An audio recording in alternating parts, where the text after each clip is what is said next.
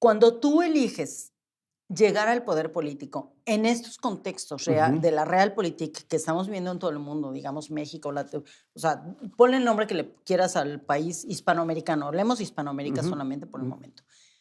Si quieres España, Colombia, Argentina, Guatemala, El Salvador, Nicaragua, México, you name it. Cualquiera de estos países, si tú decides, una mujer como yo, por ejemplo, dice, bueno, voy a ir a competirle a López Obrador. ¿Por qué no? Creo que tengo posibilidades de armar una buena y lanzarme presidenta. Con lo que hay de oposición y con lo que no hay, y con lo que hay de izquierda que no hay, porque la izquierda está dormida, vendida, fracasada y lo que ya sabemos, o entregada a valores inexistentes ya, me voy a lanzar a ser presidenta. Entonces, lo que tienes que hacer es entrar en el sistema, ¿no? En el aparato. Y para entrar en el aparato, el sistema, necesitas hacer ciertas negociaciones. Y todas esas negociaciones son éticas y morales. Es decir, tienes que empezar a decir, bueno, pues estos principios los voy a guardar en esta cajita verde, ¿no? Estos se quedan acá. Que me dio mi madre, que me dio mi abuelo, que sobrevivió a la guerra, mi abuela, que sobrevivió a una guerra en Europa, la Segunda Guerra Mundial, que me dijeron que el capitalismo salvaje hacía esto y esto, que causaba la pobreza extrema. Todo esto lo voy a guardar en la cajita verde porque ahí está la esperanza, ¿no? Porque cuando yo tenga poder, voy a volver a abrir la cajita de la esperanza. Vamos a poner la cajita verde, ¿no? Y luego tenemos la cajita roja, que es de lo que no se debería de hacer, pero bueno, hay que negociarlo porque, ¿no? Entonces son estos pequeños, estos principios y valores que una vez, lo voy a hacer. solo una vez me voy a sentar con Salinas de Gortari, solo una vez me voy a sentar con porque bueno, porque hay que hacer esta mediación política para que estos no me manden matar, para que para las cosas que se hacen en la política. Si yo fuera, estoy hablando de mí, estamos, yo sé que si yo quisiera ser presidenta de México y me voy a lanzar a eso, yo tendría que sentarme con toda la gente que no te quiere sentar. Con Salinas de Gortari, por ejemplo, que por supuesto que sigue ahí metiendo la mano en todo, ¿no? Con Emilio Gamboa, todos estos hiperpoderosos mexicanos. Y yo sé que además se sentarían conmigo porque les da un morbo tremendo sentarse conmigo. Salinas de Gortari se ha sentado conmigo aquí, a conversar, que viven aquí todos, porque aquí sí los tratan bien. Pero bueno, yo tendría que sentarme con estos señores a decirles, miren, todo va a salir bien. El país va para arriba, la economía se va a sostener, que es lo que les interesa a ellos. Realmente la pobreza extrema no les interesa nada. Es la economía global, el Producto Interno Bruto va a mejorar. A los ricos se les van a cobrar un poco más de impuestos, pero tampoco va a ser este socialismo protocomunista que ya ni existe, porque ya todos están como vendidos o muertos. Y todo va a estar bien. Vamos a ir haciendo una negociación para vivir en un capitalismo neoliberal, controlado, pro-socialista, que busque la igualdad, ¿no? Ese sería el discurso. Perfecto para mí, por supuesto. Y entonces yo tendría que hacer esas negociaciones. Y en la cajita roja tendría estas conversaciones con todos estos mafiosos que construyeron la narcopolítica y el narcoestado en México y son los que han causado que este país esté como está. O sea, yo te respondería, bueno, ok, pero ok para mí. O sea, ok, te dejo que hagas eso, pero ¿qué me toca? No, lo que ellos dirían sería, mira, perfecto, no, te acompañamos, perfecto, hay que destruirlo, pues imagínate ahorita, hay que destruir a López Obrador, no estamos hablando hipotéticamente, claro, pero hay que destruir a quien fuera, él o cualquier otro. Vamos a, sí, te acompañamos, tú vas a ser la líder de la oposición, imagínate una feminista, mujer, con la apariencia que yo tengo, que ha sobrevivido a lo que yo he sobrevivido, perfecta, o sea, ¿sí? El estereotipo perfecto de lo que no existe, ¿no? Si fuera un personaje de vamos a hacer esto, ¿no? Claro, si sois un Mickey Mouse, digamos, ¿no? O sea, todo desde su ficción, esta sería la mujer perfecta. Entonces, ahí está. Esta mujer la queremos de candidata. Y a partir del momento en que tú haces esta negociación con tu cajita verde de la esperanza y la roja de lo que no debías haber hecho, pero decidiste hacer para poder entrar en la realpolitik, para que no te maten, como mataron a Colosio ellos mismos, entonces tú tienes estas dos cajitas y vas dejando un poco toda tu integridad que se va regando por ahí, ¿no? Y el momento para mí clave es cuando tú decides cómo vas a rescatar o a fortalecer tu integridad, que se tiene que reflejar en la integridad del país y lo que tú quieres para el país, la democracia, la integridad de las mujeres, de las niñas, de los niños, de todas las personas que viven en pobreza extrema, en la desigualdad, el racismo, todo lo que ya sabemos. Pero el problema es que una vez que tu integridad se rompe, está fracturada de por vida. No tiene remedio. Porque tú estás pactando con el mal. Y entre el bien y el mal en la política no hay matices. En la realidad cotidiana siempre hay matices, ¿no? Y es muy importante hablar de los matices. Pero en la política real no hay ¿A matices. qué te refieres? O sea, un ejemplo de una cosa que no tendría un matiz. O sea, Que tú como- tienes que negociar con un gobernador corrupto, un gobernador asesino, un gobernador que se sienta a cenar con el Chapo Guzmán, con los hijos del Chapo Guzmán, con el Chapo ya no, pero, o con un presidente que todos los días negocia con los líderes del narco en México, ¿no? Y tú tienes que mirar para otro lado porque sabes que si no haces eso, vas a destruir al sistema. El sistema no acepta disruptores como yo, por ejemplo, ¿no? Entonces, por eso yo siempre digo, yo Entonces soy lo de blanco o antisistema por negro, eso. estás conmigo, estás en contra de mí y ya. O sea, nomás Claro, hay para una ellos elección y sí, listo. para ellos yo, una disruptora o un disruptor, como millones hay, hombres y mujeres, es funcional en la medida en la que pueden ir negociando hasta perder su integridad, porque entonces queda vacío de contenido, ¿no? Y entonces, aparentemente, eres un disruptor, como pasa con Podemos aquí en España, ¿no? Aquí tienes Pablo Iglesias, que siente el disruptor del siglo, es más prosistema que nada, o sea, está súper integrado en el sistema económico, tal. Le rascas un poquito en cómo vive y en cómo construir su vida y te das cuenta que es eso, es un prosistema que juega a ser disruptor y que sí hay una parte de él que efectivamente de más joven era disruptor. Pero su integridad se fue vaciando, ¿no? Imagínate que que un ser humano íntegro es una esfera Me lo que imagino está como un reloj de llena, arena. Me lo imagino como un reloj como de un arena reloj que de arena, arriba está y va bajando y y que te está quedas lleno, sin... pero lleno de cosas buenas, de ideales, de nociones de la igualdad, de todas las cosas como de toda la bondad humana y de toda la necesidad de la bondad humana, ¿no? Y luego exactamente, se va vaciando y llega un momento que se queda solamente la burbuja externa, pero se ha vaciado contenido. Y esa es la integridad para mí. La integridad tiene que ver con esto, ¿no? Con la ética, con la moral, no con la moral religiosa, sino con la moral de la integridad y de la congruencia. Y entonces eso necesitas hacer para entrar en la política. En el mundo entero, ¿eh? A cierto punto, digo, no quiero decir, pues también son víctimas, entonces, digo, por elección propia, lo que tú quieras, pero es como yo entré con esta ilusión o con esta cosa y me dejé, o sea, me perdí en el sistema, me chupó el sistema y de pronto ya soy alguien que... A ver, si son víctimas es porque son imbéciles. Porque no, o sea, A ver, porque no lo no. estoy defendiendo, pero me refiero No, a yo lo que, entiendo. como cuando alguien, este loco que fue a matar a alguien, dice, sí, está muy mal, pero, híjole, tenía un tema como, ojalá y alguien lo hubiera ayudado en algún momento que lo necesitaba para que lo rescataran antes de llegar a este punto. No, a eso me refiero un poco como de, se fue perdiendo y... Pero es que nadie se bye. pierde así, mira. Bueno, yo soy un poco radical para eso, pero yo sí creo que en este momento de la historia de la humanidad estamos al borde del colapso ético o de la reinvención de lo humano, ¿no? Y creo que las niñas, las chicas y los chicos de entre 11 y 17 años nos van a dar la clave de todo esto. Es decir, quienes están revelando, toda esta generación, la generación a la que yo he estado entrevistando últimamente, se está rebelando contra la forma en que funciona el aparato, el sistema, ¿no? El sistema político, económico y narrativo incluso, ¿no? La manera en que nos comunicamos. Y lo importante aquí es en qué momento de tu vida tú pierdes la noción de la realidad, ¿no? Entonces yo no creo que ninguna de estas personas en la política que digan, ay, no, pero yo me tuve que sacrificar y de repente... No.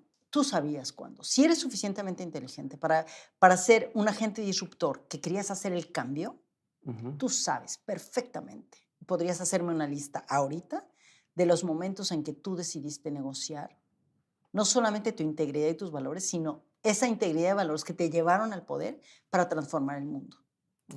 Y que cuando los entregaste, traicionaste a toda esa gente que creyó en ti y que ahora no sabe qué hacer con la impunidad, con la decepción, con la desesperación, con la angustia y la soledad de sentirse abandonado. O sea, volviendo a la metáfora del padre que nunca está, ¿sabes? Es un poco igual con la política, ¿sabes? El padre ausente, por eso los gobiernos patriarcales funcionan tan bien, ¿no? Paternalistas. El populismo paternalista funciona tan bien. Tú no te preocupes, yo te voy a cuidar. Te voy a sacar de la pobreza, ¿sabes? Porque creemos que todas y todos estamos deseando que venga el padre que nunca estuvo para que nos salve de algo para lo que no tenemos, a lo que no tenemos acceso al poder, ¿no? Es que me acordé de un episodio de Better Call Saul, es una estupidez, pero que dice que fue justo así como estaba una conversación, quien no quiero hacer mucho spoiler, no sé si has visto Better Call Sí, Saul, sí.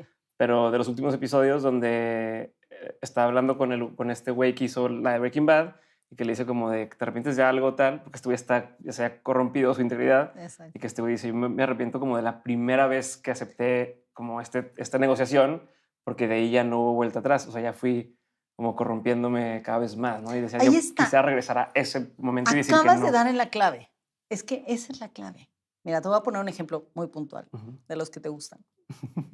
Cuando yo ya tenía muchas amenazas de muerte por el trabajo que hacía como reportera, que empecé hace 35, 36 años en México, etcétera. Y ya tenía amenazas de muerte y ya tenía hombres muy enojados porque yo escribía columnas en el periódico sobre violencia contra las mujeres y ponía los nombres de los Sí, sí, agresores, sí. ¿no? Entonces pues, no les hacía ninguna gracia. Yo Entonces ya había... grabé con Armadillo Murillo y también pone en su libro que hace mi padre nombres y le preguntaba, oye, ¿qué sientes de poner nombres? Y como que dice, pues... Es lo que tienes que hacer, claro. Las que empezamos a romper esa barrera hace muchos años antes, decidimos que así tenía que ser, ¿no? Y entonces, claro, la primera vez que yo escribí una columna en un periódico hace 30 años sobre un maltratador en el hogar, un abogado famoso, fue y me puso una pistola en la cabeza fuera de las oficinas de la editorial, de la revista en la que trabajaba. Y ahí aprendí, ¿no? Que esa era el castigo, por decir la verdad, para las mujeres y particularmente para las mujeres periodistas. Y, y entonces, bueno, pasa el tiempo, empiezo a trabajar en la investigación del caso de Zucar Curi, de Los demonios del Edén, de un libro muy famoso mío. Y entonces, cuando ya estoy trabajando en el libro, yo tenía un programa de televisión local en Cancún, que yo producía, era todo así como muy casero, todo muy caserón. Y yo producí ese programa y justo cuando ya estaba ya en la parte más importante de la investigación de lo que se convirtió en Los demonios del Edén, yo llevé a mi programa de televisión a una abogada súper experta en ese entonces en violencia contra niños y niñas, violencia sexual, psicóloga, a un psicólogo experto en ese tema, etcétera, y a una ex jueza, y hicimos un programa increíble sobre ese tema. Y fue novedoso. Nadie había hecho un programa sobre pornografía infantil, explotación sexual de niñas y niños en ese contexto, que no fuera amarillista y tal. Bueno, hicimos ese programa. Y que dijera las cosas como son. Y que dijéramos las cosas tal como eran, ¿no? Y entonces, bueno, yo ahí hablé sobre el caso Zucar por primera vez en mi programa. Y un par de semanas después, yo estoy en mis oficinas y de repente la secretaria me dice, Lidia, hay aquí a un señor que quiere verte, no sé qué. Y era un hotelero de la Asociación de Hoteles de Cancún. Entra a mi oficina, yo tenía escolta y la escolta era una mujer. Y nadie la reconoce. O sea, la gente no se esperaba que esta chava toda guapa, toda acá, fuera escolta y trajera escondida un arma acá, ¿no? Y entonces, pues nada, la ve pasar y claro, los como machos... oculto a simple vista, ¿no? Piensa, pues es una secretaria, ¿no? El clásico, está guapa, secretaria, seguro. Pues la pasa, pero ella se queda ahí. Él entra con una maleta de este tamaño. Sí. O sea, sí, de película. Las películas lo hacen porque se basan en la realidad. Y traía dinero de parte del que había sido el secretario de Gobernación, de Emilio Gamboa, para darme en efectivo miles de dólares, ofreciéndome $1 millón para el refugio de víctimas, de mujeres víctimas de violencia que yo manejaba, a cambio de que me quedara callada. Entonces, bueno, obviamente lo mandé a la mierda, le dije que no, que se Pero fuera ya con era un su momento de dinero. estos donde pudiste haber dicho, ese Ahí $1 está. millón puede apoyar a la fundación que tengo. Tú no sabes la cantidad de gente con la que yo hablé, activistas, defensores de derechos humanos, sobre todo mis amigos hombres, aunque también hubo mujeres, pero sobre todo hombres, decían, estás loca, güey, $1 millón. ¿Tú sabes a cuántas víctimas ayudarías? En esa época, hace 30 años. Bueno, 20 y tantos. ¿Sabes a cuántas víctimas ayudarías con ese dinero? ¿Sabes cómo el refugio, no sé cuánto, tarara? Y de repente yo me acuerdo que yo escuchaba a todo el mundo y decía, perdona. O sea, ese es el primer escalón para lanzarte al pozo de la corrupción absoluto. Y de ahí no sales. Porque el problema con esto, para volver a lo que tú preguntaste y a lo que comentabas, es una vez que tú cometes un acto de corrupción donde te justificas diciendo que el fin justifica los medios, por un bien mayor. que es un bien mayor, etcétera, lo que haces es un pacto con el diablo. Y el diablo son los mafiosos, los corruptos, los políticos, que siempre tienen, todos, están todos agarraditos de la mano, ¿no? Así como muñequitos agarraditos de la mano. Todos ellos están agarrados de la mano justo porque cada uno de ellos tiene un pacto con el otro por una primera vez en que se corrompieron. Ajá. Ese es el problema. Yo diría que están todos agarrados de los, o sea, los tres. Todos están agarrados de los huevos, de las manos, de donde quieras que se agarren, pero están agarrados. Cierto. Ya es parte, ya es cómplice, ya no tiene algo en contra tuyo, ya tienes tú, ya estás ahí. Entonces, bueno, ahora hay que ayudarnos entre nosotros porque ya estamos en este desmadre. A ver, me voy a regresar a una cosa para cerrar uno de los temas de la presidencia, de cuando te lances Lanzarme de presidente de México. Nomás para terminar de esta parte, lo que decías, si yo entro como presidente, si fuera el caso, para cambiar las leyes o lo que sea, porque igual también es inocente de muchos pensar que una persona puede cambiar las leyes, ¿no? Pero para empezar, ahí hay una egomanía muy compleja, sí. Pero igual, si pierdes toda esta integridad que estamos hablando, como quiera podrías alcanzar a hacer un cambio. O sea, podrías decir, bueno, ya perdí todo lo que tenía, pero aquí tenía apuntado que yo quería cambiar esto y lo leo y me acuerdo y lo voy a hacer. O sientes que ya ni siquiera te quedaría, no sé si energía o recursos, lo que sea, para hacer lo que te llevó a ese lugar en primera instancia. Mira, te lo voy a responder con un hecho muy puntual, concreto y actual. Me encanta de López Obrador. López Obrador, yo lo conocí hace muchísimos años, tengo muchos amigos de izquierda, algunos ya no son mis amigos porque he renunciado a esa amistad, porque ahora están aliados con una mentira monumental con la que no estoy de acuerdo y les he escrito cartas de despedida que nunca me contestaron, pero es así. Y yo conocí a López Obrador y conviví muchas veces con él. Y hace muchos años... ¿Es cierto que dicen que es encantador? O sea, que platicar es buena onda. No. Es buena onda, encantador es otra historia. Encantador son otras personas, él no es encantador. Es un hombre bastante hosco, bastante, muy sencillito y tal, pero bueno, en fin. Entonces, en una comida puntual en la que a mí me invitaron cineastas e intelectuales, en la casa de Pérez Gay, del escritor que ya falleció hace muchos años, que era un gran aliado de López Obrador, nos sentó a intelectuales, periodistas. Y a mí me invitan y López Obrador pide que yo me siente a su izquierda, que me siente junto a él. Y yo estaba muy incómoda, yo soy reportera, yo no me siento con el poder a la mesa, ¿no? Pero estaba con todos mis amigos, estaba Luis Mandoki, un montón de escritoras y escritores. Y entonces me decían, no seas pesada, tú eres un extremista. Bueno, total, me siento junto a él y está él y su esposa. Y entonces me empieza a decir, es que cuando yo gané para la presidencia, esto fue hace muchos años, acaba de pasar el segundo fraude. Acaba de pasar el segundo fraude. Pero ya he pasado lo de... ¿Ya has publicado tu libro? Ya. Yo ya había sido torturada. Tú ya eras quien... Yo ya era famosa, ¿no? Digamos. Sí. O sea, ya eras un, ¿cómo se dice? Como un asset de mercadotecnia también para él. Claro. Ella está conmigo y entonces es un sello de validación. Okay. Y ya muchas feministas como Marta Lamas, todos se habían entregado a asistirlo para llegar al poder, etcétera, ¿no? Entendiendo Marta Lamas, que es brillante, Marta entendía perfectamente que ella estaba ayudando a alguien que no era feminista, que no era progresista y que quién sabe cómo iba a tratar el tema de los derechos de la mujer, pero que le prometió que iba a defender el aborto y los derechos de la mujer, y ahora estamos viendo la realidad. Esa es parte de las negociaciones falsas que se hacen en esta ilusión, ¿no? Una cosa es la ilusión utópica de la realidad y otra cosa es la realidad. Yo me coloco en el lugar de los realistas, no de los utópicos, ¿no? Que seguro te tachan muchas veces como pesimista. O sea, seguro mucha gente dice de que eres un pesimista cuando... Yo soy una optimista que no cree en la utopía, ¿sabes? Es muy distinto. Entonces, bueno, pues tenías esta división, ¿no? De mis amigas y amigos de la izquierda mexicana estaban ahí, las feministas, escritores, intelectuales. La mayoría estaban como en decantándose si está el universo utópico con López Obrador. Y yo les decía, oigan, pero era priista, o sea, viene del PRI de los 70s. Yo me volví periodista porque en los 70s yo vi lo que pasó con México, ¿no? Echeverría, o sea, todo este populismo, ¿no? Cristiano que tenemos en México. Y me decían, no, Lidia, hasta mi exmarido, ¿cómo crees que es periodista? No, pero no, es que tú eres un extremista, todo hay que negociar. Ahí está su negociación, cariños, ¿sabes? Bueno, pues me siento en esta mesa con él, no sé qué, y entonces me dice, Lidia, cuando yo sea presidente, que ahora sí voy a ganar la próxima, y ganó, quiero que tú estés encargada de la Secretaría de la Mujer. Ni siquiera existía, ni existe todavía, ¿no? Pero el Instituto Nacional de las Mujeres. Entonces le dije, ¿quiere usted decirle al Instituto Nacional de las Mujeres? No. Cuando yo sea presidente va a ser la Secretaría de la Mujer, ¿no? Y yo así, ¿por qué tal? Y entonces le preguntaba y no tenía contenido lo que me decía. Y entonces, claro, de repente mi ex marido, que bueno, expareja, que era periodista, me pateaba abajo de la mesa como diciendo, no seas pesada, ¿no? Sí, dale O chance, sea, dale chance. dale chance, no lo pongas en ridículo enfrente de toda la mesa. Ujú.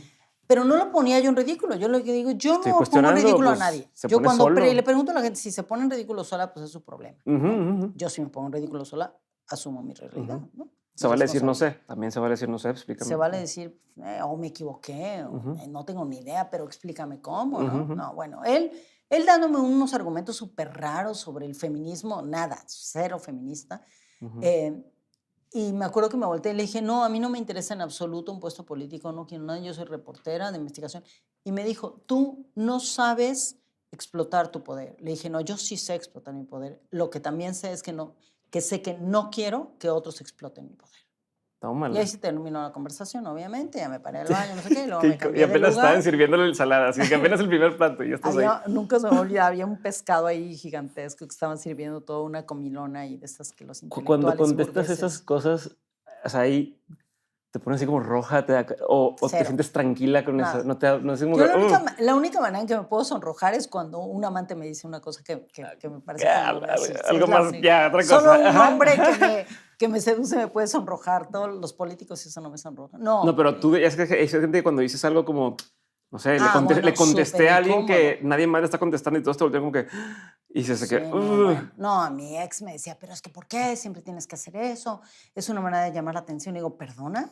O sea, decir la verdad y llamar la atención, pues lo siento muchísimo, voy a llamar la atención el resto de mi vida, ¿no? ¿Sabes? Como, no mames. Pues lo que vienes haciendo desde chiquito otra vez. Toda mi vida, desde pequeña. O sea, a estas alturas de mi vida yo no voy a pedirle perdón a nadie por decir lo que pienso y lo que yo considero que es la verdad para mí. Y una duda, a partir de ahí te volví a buscar, o sea, o en esa misma mesa, siguió la conversación ya más amable, ¿no? Sí, luego, o sea, primero fue como incómodo, luego empezó a decir que iba a defender el cine y la cultura y tal, y entonces yo me acuerdo que todos, sí, O sea, Luis todos les fue dando lo que Mandoki querían. y todos estos famosos cineastas, oye, sí, ay, Andrés Manuel, todos le hablaban de tú, yo siempre le hablaba de usted, a los políticos siempre les hablo de usted, pero yo aquí de distancia, no me interesa. Y entonces todos, sí, pero claro. Y entonces le dije, sí, ¿y por qué le interesa tanto el cine? ¿Cuáles son sus películas favoritas? Y nunca voy a olvidar esto, se lo conté a Beto Tavira, que dijo, ay, no, le dije, a ver, ¿qué cine lo ha marcado para que usted considere que hay que defender al cine nacional? Que ahora ya vemos lo que hizo con el cine nacional, ¿no? Y me dijo, no, a mí lo que me fascinaba eran estas películas, estas buenísimas de El Santo contra las momias, pues y entonces El Santo y la Blue mujer Demon, vampiro, y yo, claro, es que es buenísimo. Entonces le empecé a dar cuerda porque a mí me encantan, pero es como este cine kitsch que te gusta. Sí. Pero que te haya marcado, neta, intelectualmente, que te ha nutrido el cine del Santo, o sea, ¿sabes? Como... Es que lo que representa el bien contra el mal. Claro, bueno, ni siquiera llegó a esa afirmación, ni a esa profundidad. No, era que el cine en blanco y negro de México, y eso era lo que había que recuperar, el cine de oro de México, ¿no? Y esa fue su elaboración sobre por qué iba a defender la cultura de cine en México, que ahora ya vimos que le quitó todos los recursos, porque ahora resulta que es para los burgueses, ¿no? Ya se le olvidó que los burgueses lo llevaron al poder, pero esa es otra historia para los burgueses y para él. A mí no me interesa, ¿no?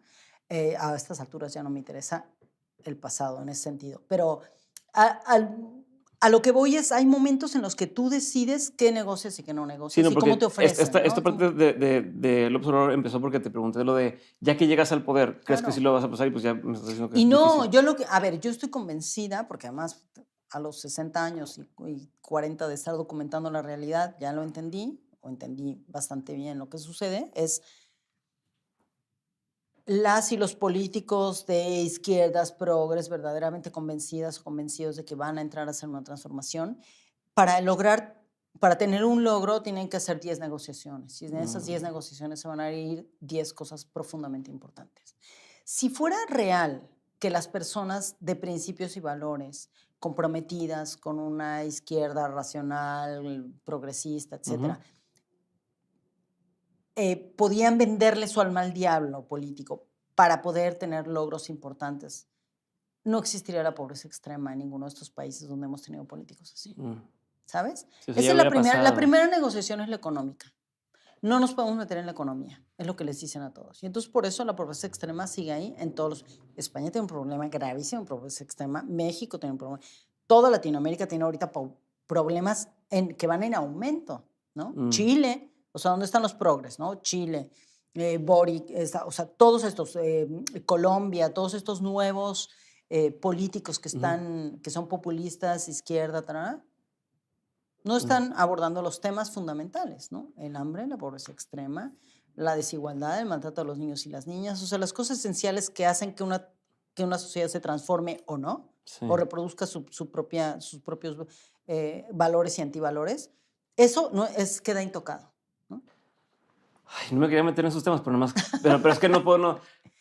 Pero Que tú me sí se puede preguntaste. hacer, y todavía me quiero saber lo demás que estamos, pero que sí se puede hacer entonces. O sea, porque ahorita hablabas que los niños que tienen ahorita entre 12 y 17 años son quienes probablemente vayan a generar un cambio, pero pues si me estás diciendo que al entrar al poder va a valer madre todo, Yo no creo ¿desde que, a qué ver, yo no ángulo? creo que la entrada, a ver, O sea, yo no que voy a matizar, yo no creo que al entrar al poder todo valga madres. ajá. Yo creo que hay personas Ujú, que se necesitan que entren al poder para cambiar, por ejemplo, para transformar ciertas leyes, ¿no? ujú, Yo trabajé cuando era muy joven con grupos de feministas que sabían mucho de política y yo no sabía nada en aquel entonces de política.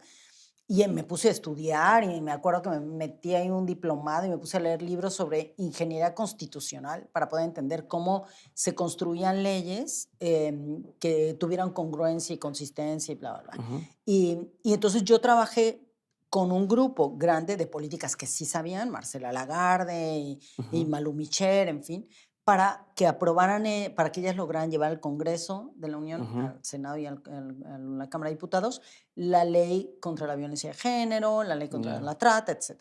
Nosotras, un grupo grandísimo, éramos como las soldadas razas de esos equipos, trabajamos muchísimo para que ellas, que sabían mucho más que nosotros y entendían cómo funcionaba el poder, entraran al Ya. poder y lo hicieran. Y estoy súper orgullosa de todo lo que ellas lograron y nosotras como, como los grupos masivos ayudamos también, colaboramos en eso. Pero nuestro trabajo después, para mí el más importante fue difundir eso. Ya. Educar a las mujeres y a las niñas y a los niños para entender cómo esos derechos ganados por estas mujeres que se insertaron en el poder, cómo los podías defender, proteger, Que entender existían también. y que existían, pero además cómo podías apropiarte de tus derechos. Ya. ¿Sabes? Sí, o sea, aquí está la herramienta, úsenla, ¿no? Y se Exactamente. usa así, porque si no, mientras ahí estás. Ahora te pongo ese ejemplo también. Por ejemplo, Marcela Lagarde, Malú Micher, todas estas feministas que entraron al poder, que no sabían de política, pero no habían estado en el poder político, en los partidos, entraron directamente, se la habían jugado y hicieron mucho trabajo previo, hicieron un cambio, una transformación importantísima en la historia de nuestro país, como muchas otras feministas en la historia de Latinoamérica, muchas. Ahora, lo que ellas hicieron fue entrar con una visión que yo aprendí eso a Marcela Lagarde, que decía, siempre ha dicho la maestra Lagarde, vamos a entrar al Senado de la República o a la Cámara de Diputados a trabajar solamente en estas leyes. En ninguna otra cosa nos vamos a meter, ¿sabes? Vamos a entrar a trabajar contra la trata de las mujeres y las niñas y los niños y contra la violencia de género para crear estas leyes. En todo lo demás, yo no sé, no vamos a cambiar la economía, no vamos a cambiar el tema de la industria petrolera, energética. Eso es una farsa. Esto es donde vamos a entrar. Ahí funciona muy bien. Ya, donde más hacen sobre una cosa en particular y listo, y así como caballo que les ponen para que no vean lo demás y no se distraigan. Sí. Sobre eso. Sobre eso. Eso sí funciona muy bien. Okay. Ahora, el problema es que el poder pues es como un brownie de chocolate con helado de vainilla. O sea, si le voy a dar una probadita y una vez que le das una cucharada, te lo quieres comer todo. Es así el poder para la mayoría de la gente, ¿no? Entonces dice, bueno, ya estoy ahí. Y se dan cuenta que hay 70 personas, señores, señoras y señoros, que están ahí sentados en el Congreso de la Unión, 70 que pueden representar a 150 millones de personas y que deciden el futuro de 150 millones. ¿Tú sabes el poder que es un tipo? Sí, y cuando para el ego. Sí, claro, ¿no? Y además el peligro cuando no sabe, digo, lo ves ahora cuando ponen en Estados Unidos hacen mucho cuando les hacen preguntas a los empresarios, onda Facebook, onda TikTok, y les hacen preguntas de que ni siquiera entienden el concepto del que están hablando, ¿no? De que, ay, y el internet, no sé qué, y dices, güey, si esa persona está representando y ni siquiera entiende cómo va a juzgar al otro que está haciendo cosas que a lo mejor no debe, pero que, vaya, les falta por completo el contexto y la educación para poder resolverlo y tienes ahí estorbando. Pero, a ver, todavía me falta que me digas su segundo maestro de vida y me voy a regresar. Y todavía tengo una pregunta desde el inicio, pero ahorita que hablabas del tema de que cuando entras a un sistema y vas aprendiendo esta integridad poco a poco y demás, tú hiciste más o menos o algo similar Ujú. cuando entraste al tema de las redes de prostitución y entraste como dentro del sistema. Ujú. ¿Cómo evitas perder o sea, esto mismo que estás hablando, ¿no? De que yo entré por un objetivo y quiero lograr esto, Ujú. y ahí desde un lado más violento, no es nada más de voy perdiendo integridad por lo que vaya teniendo que pactar internamente y tal, sino también desde el punto de vista de, pues me lo están tratando de quitar a la fuerza. ¿Cómo evitas perderte? O qué hace que puedas llegar al final de la carrera. ¿Se me explicó? Al final de esa y por decir, putz, salí, ¿no? Y no desistir en el proceso por múltiples razones, ¿no? Desde anímicamente o emocionalmente o decir, pues ya no encuentro cómo salirme de esto. A ver, estás hablando del periodismo de inmersión, o sea, cuando hice Esclavas del Poder y que me Ujú, disfracé, aprendí a ujú, bailar tubo y me disfracé para ujú, infiltrarme en los prostíbulos de diferentes países, en ujú, Dominicana, en Colombia, en México, etcétera. ujú, Mira, se murió un periodista que fue uno de los grandes transformadores del periodismo en México, ujú, se llamaba don Julio Scherer, que fue el fundador de Proceso, ujú, que él trabajaba en el Excelsior y es un periódico que destruyó el presidente Echeverría para acabar con los valores democráticos del periodismo. Y entonces Julio Scherer creó Proceso y bueno, para mí fue, y para muchas periodistas fue un ejemplo de lo que debíamos hacer con periodismo cuando yo era muy jovencita. Y Julio Scherer decía, después de haber hecho una entrevista que causó mucha polémica hace unos años antes de que él se muriera, con un líder del narco, ¿no? Y lo estaba buscando, todo el mundo lo buscaba, Washington lo buscaba, México lo buscaba, ujú, y él se tomó una foto con él y le hace un largo reportaje. Y entonces se creó una polémica dentro del mundo periodístico, ujú, y yo estaba con don Julio, que yo tuve una relación interesante con él, digamos, muchas discusiones muy respetuosas entre los dos. ujú. Él me hablaba de usted y yo, él también. Y, y me acuerdo que él respondió en una entrevista que Me llama mucho la si el atención, porque te diablo, interrumpa, pero me llama mucho la atención cómo sutilmente, o sea, ahorita dices lo de usted, hace rato de yo digo usted porque no o sea, mantengo mi pones distancia, y distancia, ahora nada sí, más de sí, pasaditas, él me habla de usted, yo le habla de usted. O sea, claro. eres súper elegante para poner algunas cosas, pero Bueno, don bueno. Julio Ujú, Scherer siempre decía, doña Lidia, y yo le decía, don Julio, ¿no? Vamos a hablarnos así, todo bien, no pasa nada, no ujú, quieres tener ningún vínculo cercano, yo tampoco necesito, ujú, pero podemos tener un diálogo súper ujú, interesante en ese sentido.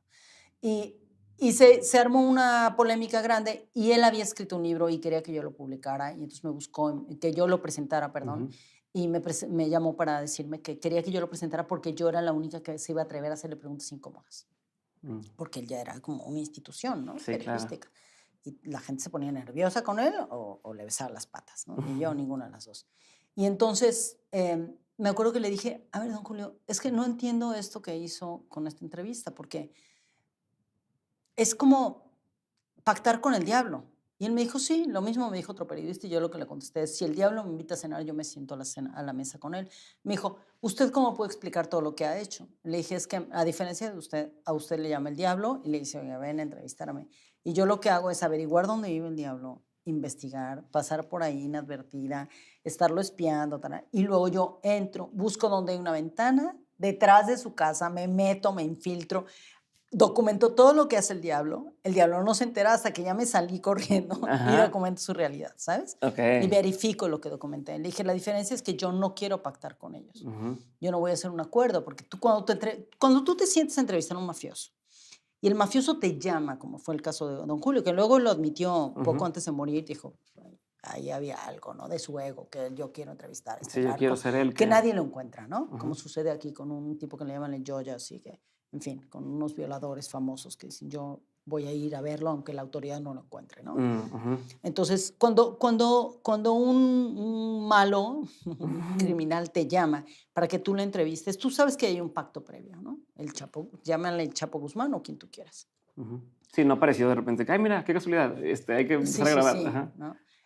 Hay un pacto previo. Y en ese pacto ellos deciden, porque además el tipo es un asesino y tiene ahí unos matones alrededor tuyo Ujú, y sabes que están ahí y que si tú te equivocas y dices una cosa incorrecta o publicas algo incorrecto, como le pasó a Javier, el periodista de Sinaloa, ujú, eh, te van a disparar porque tú haces un pacto con el diablo. Es así de mm, sencillo, ¿no?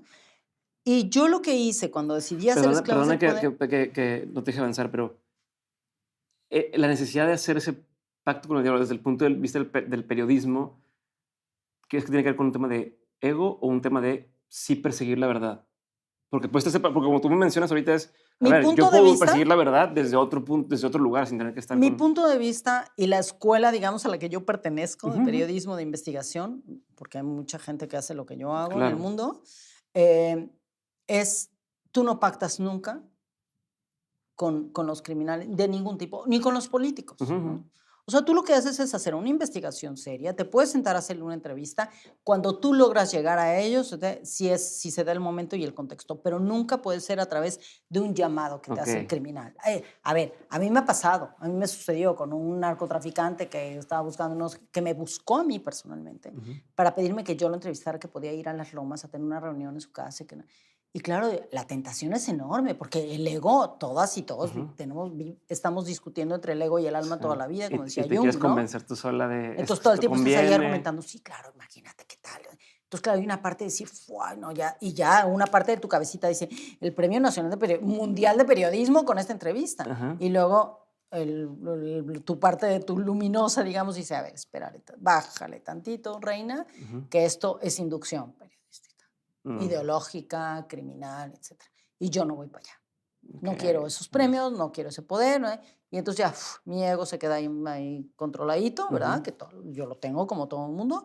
Y luego el otro dice, ah, ya puedo dormir tranquilo. Okey. O sea, lo que tú preguntas es, ¿cuál es la diferencia entre este periodismo que pacta con el mal o Ujú. que se sienta, como decía don Julio Scherer, si el diablo me llama a su casa, Ujú. yo voy a su casa a comer con él Ujú. para Y que él te entrevistarlo, ¿no? decía, tú sí hiciste lo mismo según Y él. yo Ujú. lo que hice fue todo lo contrario. Es decir, yo entrevisté, tuve la fortuna de conocer a periodistas que hacían periodismo de inmersión en Europa Ujú. hacía muchos años y que aprendí de ellos y empecé a leer textos y reportajes y tal, y metodologías de cómo hacer periodismo de inmersión. Ujú. En México se hacía muy poco. O sea, sí hay quien lo hace, o en Latinoamérica, pero era raro, ¿no? Ujú. Porque claro, porque el periodismo de inmersión lo que hace es que tú no eres el héroe de la película Ujú. o la heroína, Ujú. ¿sabes?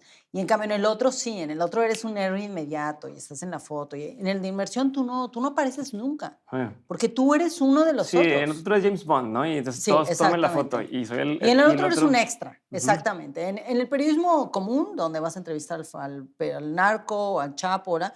Tú eres James Bond Sí. o quien quieras Ujú. ser la heroína ahí. Y en el de inmersión, tú eres una extra de la película. O sea, nadie se Y entera que que entre más existes. desapercibido pases mejor para poder hacer bien tu chamba. Claro, primero porque puedes hacer tu trabajo mucho mejor, porque Ujú. puedes documentar todas las versiones de la realidad de lo que está sucediendo Ujú. en ese contexto. Y luego porque además tu vida corre riesgo. El Ujú. periodismo de Gunther Wohlraff, que es uno de los Ujú. periodistas alemanes más famosos, como el maestro del periodismo de Okey. inmersión para mí, hizo un libro que se llama Cabeza de Turco, que bueno, pues se disfrazó y se metió para poder documentar la esclavitud, etcétera, etcétera, Ujú. en un tema en Europa. Entonces, yo lo que aprendí y le pregunté a Gunther Warraff cuando le conté lo que quería hacer con Esclavas del Poder, con la trata de Ujú. mujeres y niñas en el mundo, es en qué momento es correcto que yo haga esto, que me haga pasar por otra persona. Me dijo, mira, el único momento en que es correcto es cuando no hay ninguna otra forma Mm.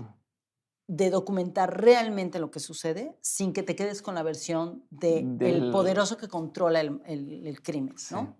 La red criminal, la red de explotación o de esclavitud, etcétera. Entonces, esa es la regla número uno. La regla número dos es cuando tu vida corre peligro real y absoluto prácticamente, ¿no? Es Mm. decir, si yo llego con un Sí. micrófono y le Ujú. digo, oiga, Chapo, que usted es un asesino y tal, y que ha violado no sé cuántas mujeres y que Ujú. usted manda a tratar y explotar a todas estas niñas y niños, Ujú. pues claro, en lo que le estoy preguntando eso, sus sicarios me van a meter 3 balazos y Ujú. yo tarada no soy, ¿no? Ujú. Soy valiente, que es diferente.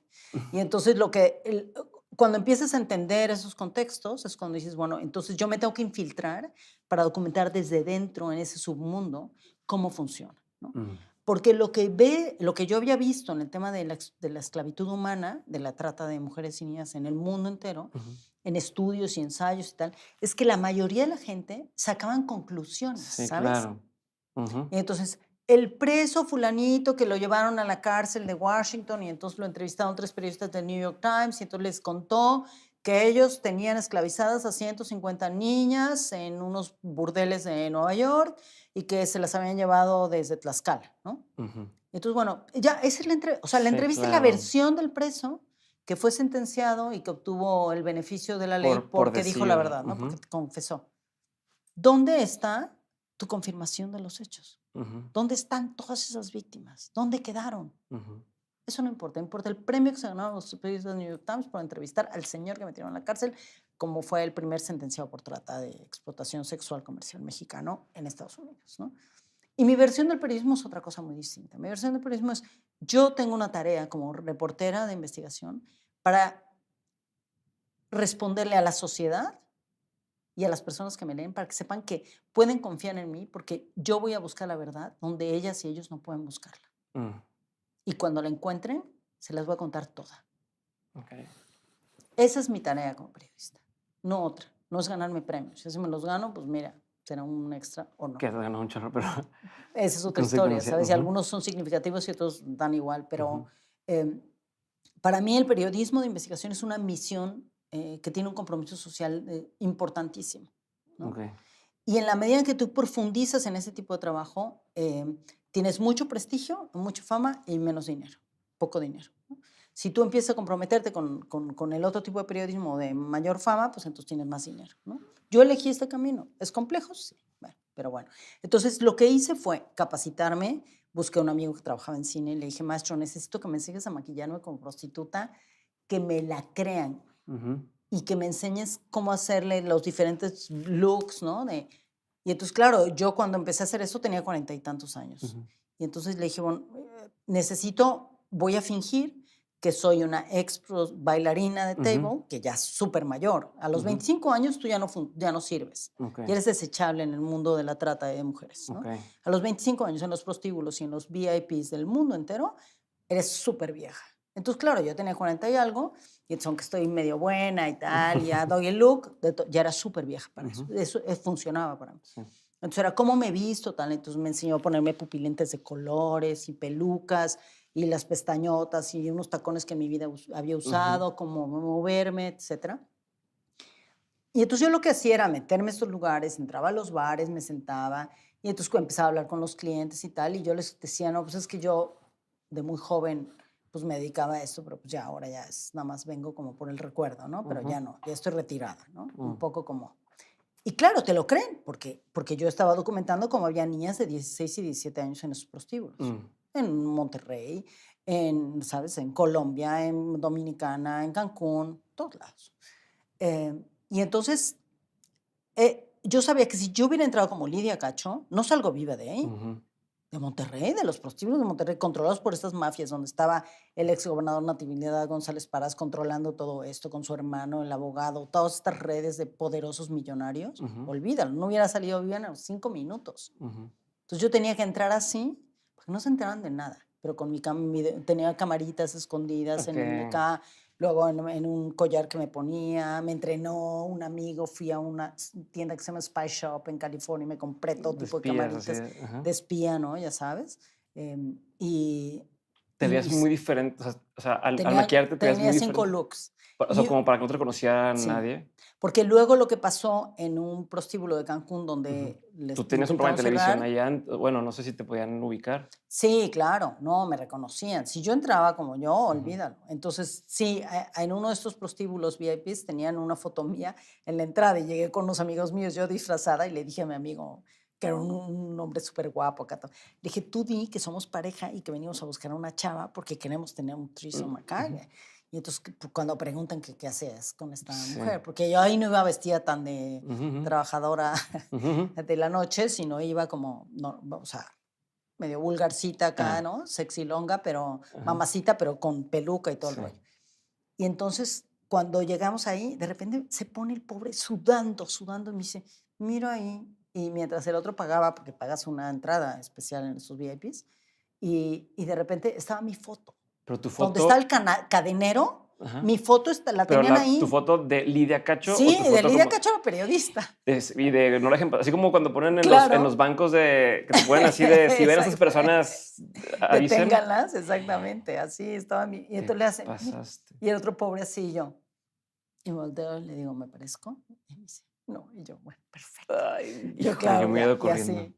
Bueno, luego, por ejemplo, cuando quería documentar cuántas niñas y niños, eso ya es una historia mucho más ruda, menores de 12, 13 años, estaban en los prostíbulos de la Merced, que controlaba el cártel de los Beltrán Leiva en ese momento en la Ciudad de México.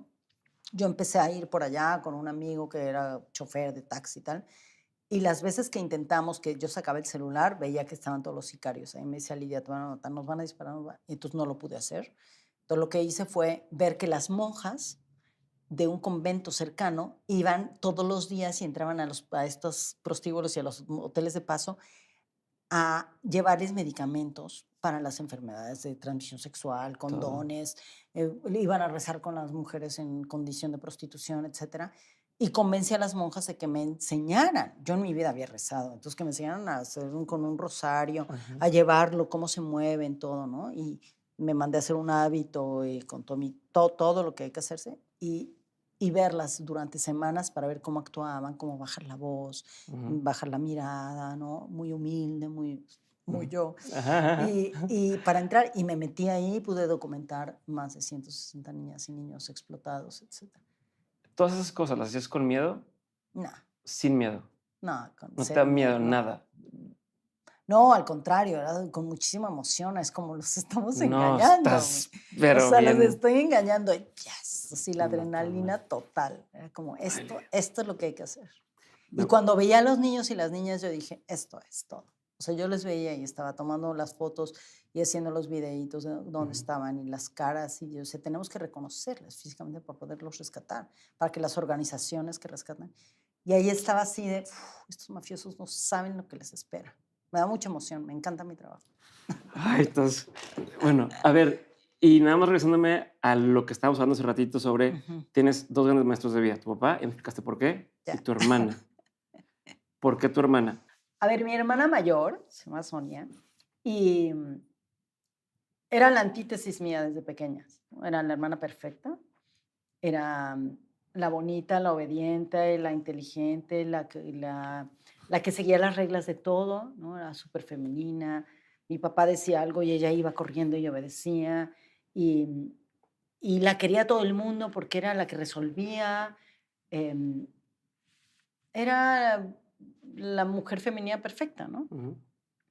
Y, y no era muy buena conmigo, yo no le caía muy bien, lo cual se vale. Cuando eres niña o niño, eso pasa todo el tiempo en las familias y casi nadie lo reconoce. Yo no le caía bien. O sea, yo nací y se ve que desde que era pequeñita no era muy bien querida por ella, porque luego me contaba la anécdota había una telenovela en ese entonces cuando éramos niños que se llamaba La Recogida, que era como Y te decían y recogida. entonces me decía que yo había sido adoptada, pero no podía decir a mis papás, porque ya sabes, estas cabrón. cosas que dicen los niños y las niñas de Sí. pequeños, ¿no? Claro, ella era la reina, o sea, habían nacido 3 hombres, luego llegó ella y era la consentida de mi padre, era el milagro de la familia. Bueno, entonces yo era como la niña incómoda, ¿no? Y las cosas clásicas, ¿no? Llega la hermanita pequeña y te incomoda un montón, o hermanito, y en su Te caso quita fue así, foco, ¿no? te Le quita quité el foco. foco, no le caí bien, y luego pues ya tengo el carácter que tengo. O sea, así como me ves, yo era de chiquita, ¿no? Órale. Entonces, no, se ve que no era muy simpática para muchos. Y el contraste era constante, ¿no? Y en la medida en la que más contraste se generaba entre nosotras dos, ella era mucho más dura Perdón, conmigo. no me puedo quedar sin. Es que me quedé gancho con eso que se ve que no era muy simpática para todos. Y es un pedo que yo tengo. A ver, a mí me caes. No te conozco, pero me estás cayendo muy bien y lo poquito que interactuamos. O sea, entiendo que hay muchos. O sea, todo el mundo dice, ¿no? Bueno, en mi idea, muchos hombres es como que una mujer que no sea dejada, inteligente, quiero estar con una pareja, pues que me complemente, que yo admire y tal. Pero sí es cierto que a veces cuando esa persona sí llega, es como... Y entonces tengo muchos amigos que decían eso y que la manera cuando ya conocen a alguien así es como, ah, no, mejor no Mejor no y tanto. tal, pero yo creo que es un problema nuestro, no es un problema de quién es así, o sea, es un problema Sí. de ego o de sentirse menos y, o sea, no sé, como que, no sé, vaya, es que, porque mi esposa es más así y yo adoro eso de ella y al principio sí teníamos como un tema donde no entendíamos bien cómo hacer, pero a la fecha lo hacemos y me encanta eso. Pero no sé, como que no quiero que luego la gente se quede con la idea de que dices, es que yo como soy y eso no le gusta. Sí, sí, está Bueno, a padre. ver, a lo que me refiero cuando yo era niña en ese contexto, yo nací en 1963, era una niña a la que no me decían mucho que si yo era o sea, lo que les pasa a millones de niñas en el mundo, que es, me decían que era que actuaba como niño, ¿no? Porque me gustaban las Ujú. cosas de niño, me gustaba el fútbol, me gustaba el béisbol, y luego me gustaban otras cosas, no me gustaban las muñecas, o sea, el clásico que yo no entraba en la norma de lo que supuestamente las niñas deben hacer. Ahora me fascina la cocina y soy Ujú. muy buena cocinera, pero de niña yo me resistía porque decía, ¿por qué te quieren forzar a que tienes que ser buena cocinera? Y la Eh, ironía es que los chefs son los que premian vatos, ¿no? Pero bueno. Exactamente. Pero, entonces, yo no entraba en la norma de lo que era una niña buena, Ujú, digamos, ujú. ¿no? Para ponerlo como simplificado. Y mi hermana sí, mi hermana era como la niña buena perfecta, en todos los sentidos. Si mi papá decía: "Hay que ponerse una falda y hay que ponerse unos no sé qué", mi hermana era la primera, ¿no? Y yo no, yo todo el tiempo estaba peleando con esas cosas. Y por eso no les caía bien. No les caía bien porque decía las cosas como son. Ujú. Ahora ya, a la gente que le caigo bien, muy bien. Yo, en todos los sentidos, con los hombres y las mujeres me llevo a todo dar y la gente que entiende de qué voy y quién Ujú. soy, me quiere bien. Y la que no me quiere, pues, Muy ni superado. modo, yo no nací para caerle bien a nadie. Y entonces, bueno, pero el caso es que conforme pasaban los años, mi hermana lo que hacía era esta suerte de maltrato de la niña perfecta, ¿no? Ella todo el tiempo buscaba maneras de humillarme porque yo era el contraste de algo que ella no entendía. Ahora puedo ver así, pero me llevó muchos años de terapia. Porque yo era el contraste de lo que ella creía que estaba mal, porque mi Ujú. papá decía que estaba mal. Y ella era la niña, y la hija del, ¿no? Consentía a mi padre y ella tenía que reproducir ese mensaje. Y el mensaje era, si tú no cumples con las normas de lo que es el ser una niña así, así, así, y femenina y obediente y que saca puros dieces y que se queda calladita cuando le dicen que se quede callada, etcétera, etcétera, entonces no eres aceptada. Y te vamos a Ujú. hacer saber que no te aceptamos y que no te queremos y que no está bien lo que haces. Y que si Ujú. podemos, vamos a hacerte cosas. Entonces mi hermana me hacía un montón de cosas de bully total y yo se las contestaba. O sea, Ujú, ujú, yo ujú. le descabezaba sus muñecas, ¿no? Okey. Y luego aventaba la cabeza de la muñeca por un lado, la Para ventana, por acá el y el otro para balcón, allá. y el cuerpo por el otro, y la otra buscaba su muñeca y yo me hacía la tonta y decía que no. Y luego ya me hacía fregadera y media también, Ujú, ¿no? ujú. Entonces yo siempre viví ese bullying de mi hermana mayor como una defensa em, constante, ¿no? Como de no me quieren, no me aceptan, pero pues es lo que hay. O sea, Mm. esta que yo soy está bien, ¿no? ¿Tú hicieras consciente en ese momento? O sea, Yo sí era sí muy lo veías de es consciente, que sí. Yo sufrí muchísimo en la niñez, la verdad, muchísimo. Primero con todos estos complejos, ¿no? Que era la niña fea y que era, ¿no? De hecho, en el colegio, yo estudié en el Colegio Madrid, que era un colegio ujú. de refugiados Está republicanos. cabrón toda la gente talentosa que salió del Colegio de Madrid. O sea, luego que está, gente que entienden de mentes, y empecé a ver y Madrid, Madrid. Dije, no, es que está pasando ahí que, pero Claro, bueno. es que sí, era un colegio maravilloso, la verdad. Te Ujú. despertaban así como de, a ver, tú tienes que defender tus principios, valores, como Y las artes y identidad, todo también, arte, ¿no? sí, todo, como impulsarte mucho a ser quien quieres ser. Ujú. Y estudiamos en el Colegio de Madrid. Mi hermana eligió un colegio de monjas, por ejemplo, ¿no? Entonces sí estudiaba en un colegio de monjas y era todo raro, porque estaba feliz, ella quería ser monja. Imagínate el contraste radical. Yo quería, según Ujú. yo, de niña ser presidenta o alguna cosa así. Y, Del mundo y, mundial. y Pero del ibas a mundo decir lo que te mundial. decían. Ibas a decir, Y, porque dijiste, ¿qué dijiste que? bueno, no, que en el colegio, que te voy a poner un Ajá. ejemplo de algo que me sucedió. Yo tenía todos estos amigos en la secundaria, ¿no? Y había un montón de chavas que ahora son mis amigas de ese entonces de primero de secundaria, que eran súper bonitas y todas así, que eran femeninas. Y yo cero, ¿no? Era la flaquita ahí tal, con mis pelos así de como afro. Ujú. Y, Y entonces hicieron un concurso en el colegio, que era un colegio súper progre, hicieron un concurso que se llama Miss Madrid, ¿no? Que era para escoger a la más bonita.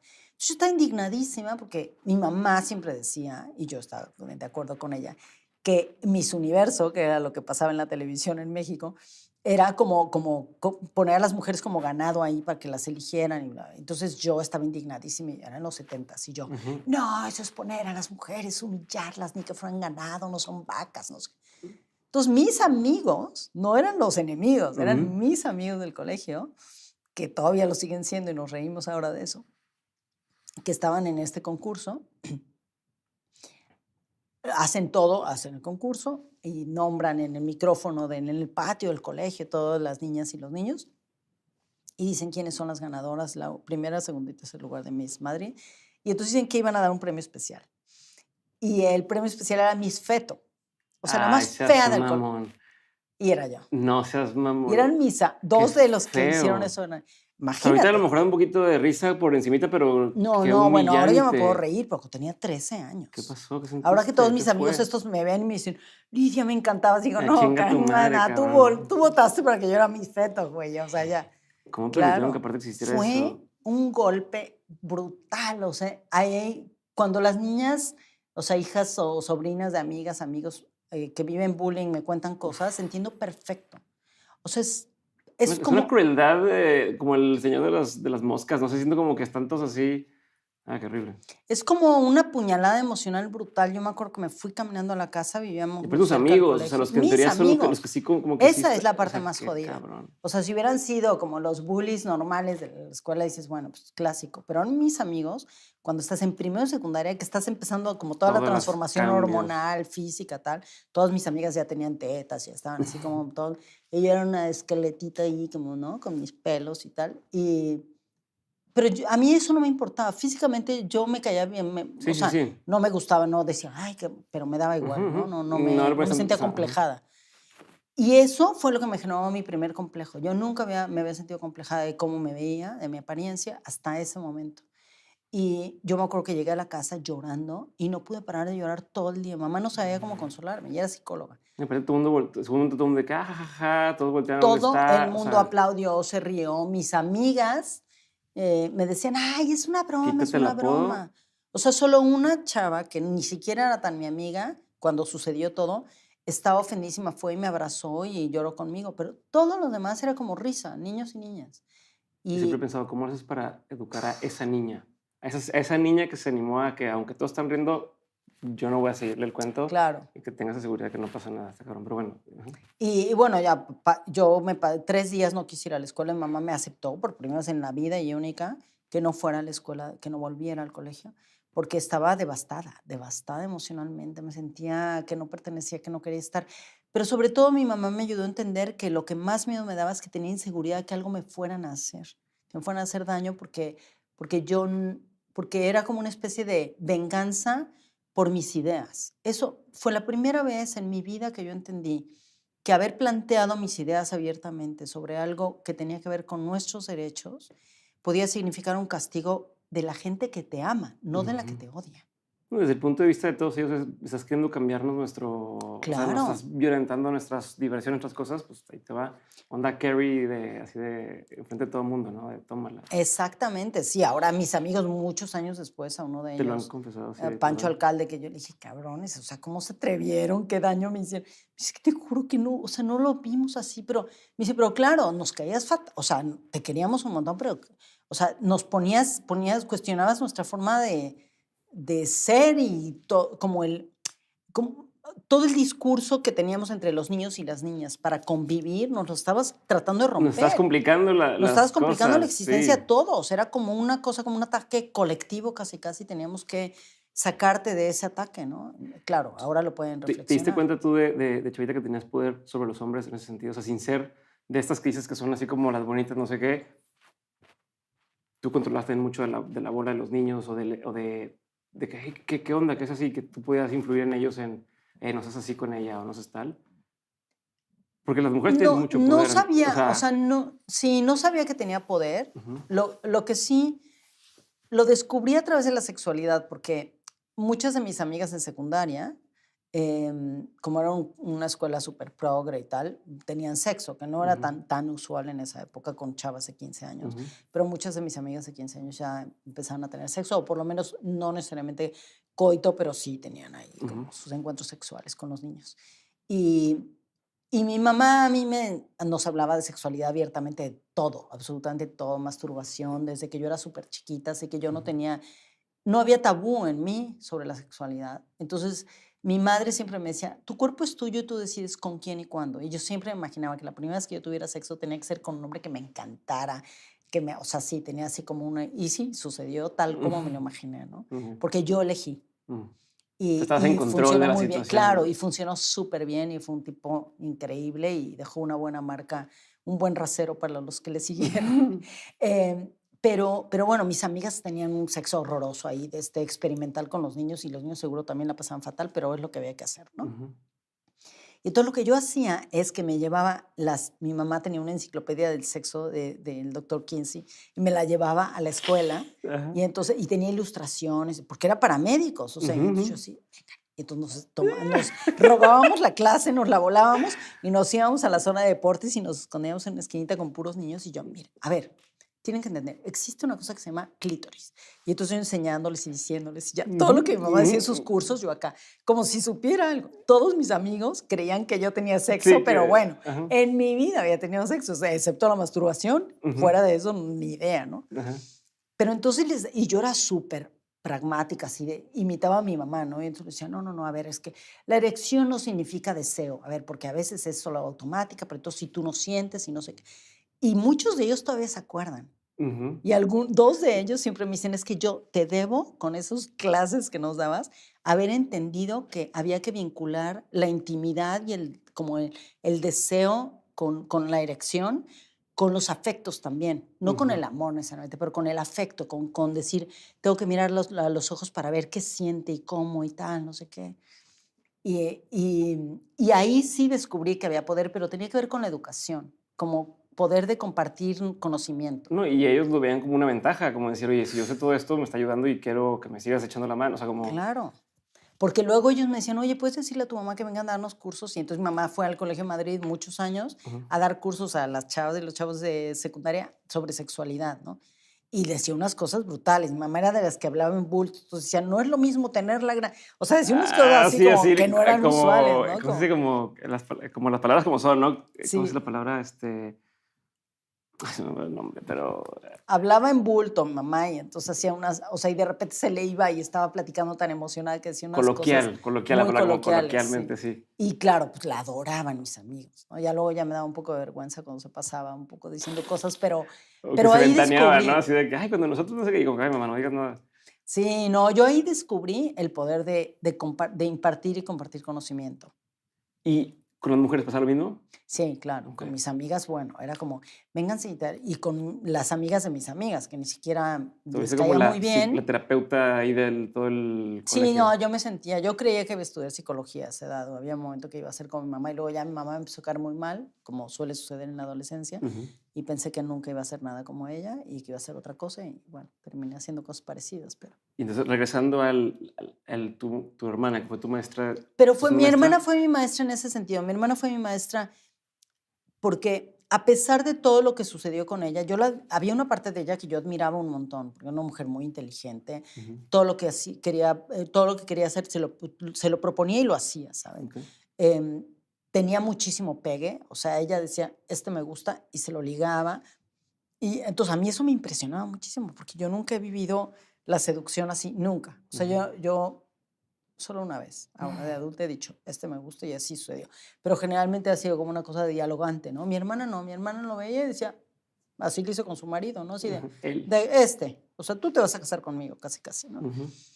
Y a mí eso me parecía asombroso, ¿no? Yo decía, qué seguridad en sí misma tiene, qué bárbara. Y en todo, en su cuerpo, todo, a mí me parecía admirable. Pero luego fue mi maestra emocional con el bullying que me hizo, porque a pesar del bullying que me hacía y de las humillaciones constantes de decirme, no, pues que eres una tonta, que tú no sabes, que tal, me juzgaba todo el tiempo sobre mis elecciones. Yo tenía, mi primer novio era un músico, ¿no? y entonces ya no, de pelo largo, hippie, más grande que yo, y entonces ya no le gustaba y me juzgaba y tal, ¿no? Porque quería que yo estuviera con un niño bueno y... Que a cierto punto es como una versión de su preocupación muy interna de que quiero que no le vaya mal, pero pues Claro, pero ella te lo quería, o hago sea, desde la obsesión de te mi hermana controlo. cuando era adolescente y todavía un poco después era que ella quería que yo entrara en la norma de lo femenino, que era donde ella vivía y sigue Y lo viviendo. que le da seguridad, certeza. Y eso a ella le daba seguridad. Y yo creo que de alguna manera me quería, seguro que sí. Nunca he entendido cómo, pero seguro que sí. Me llevó muchos años de terapia. Pero como en miles de familias, con hombres, hermanos hombres y con mujeres, creo que funciona esa dinámica del bullying igual, que admiras y quieres y por otro lado te maltratan tanto que dices, ¿qué onda? Pero de ese maltrato yo Sí, como aprendí el cosas, síndrome de ¿no? Estocolmo, así, Sí, un pero poco, familiar. claro. Yo con ella tenía síndrome de Estocolmo porque quería estar pegada a ella en muchas cosas. Había amigas suyas que me encantaba cómo eran, ¿no? Más grandes y tal, y que tenían historias que contar, pero siempre era como, no, tú para allá, ¿no? Y te sales y me hacían cosas muy feas, la verdad. Pero de ella aprendí eso, aprendí que no importa que tanto te digan que todo lo que tú eres y lo que piensas está mal, si hay una parte interna tuya que está convencida de que esta eres tú, que es tu integridad emocional, a pesar de lo que te duele que te maltraten, no vas a ceder, ¿sabes? Si no, yo sería una señora casada con hijos, a lo mejor con un señor con mucho dinero y no tendría problemas económicos, pero sería profundamente infeliz, ¿no? Porque hubiera entrado en la norma y yo sabía de alguna manera desde muy pequeña que yo era normal en ese sentido, ¿no? ¿La norma está mal? ¿O hay gente para que No, yo creo que la norma no está mal. Yo creo que lo que sucede con la norma es que te mete en una especie de cárcel, ¿no?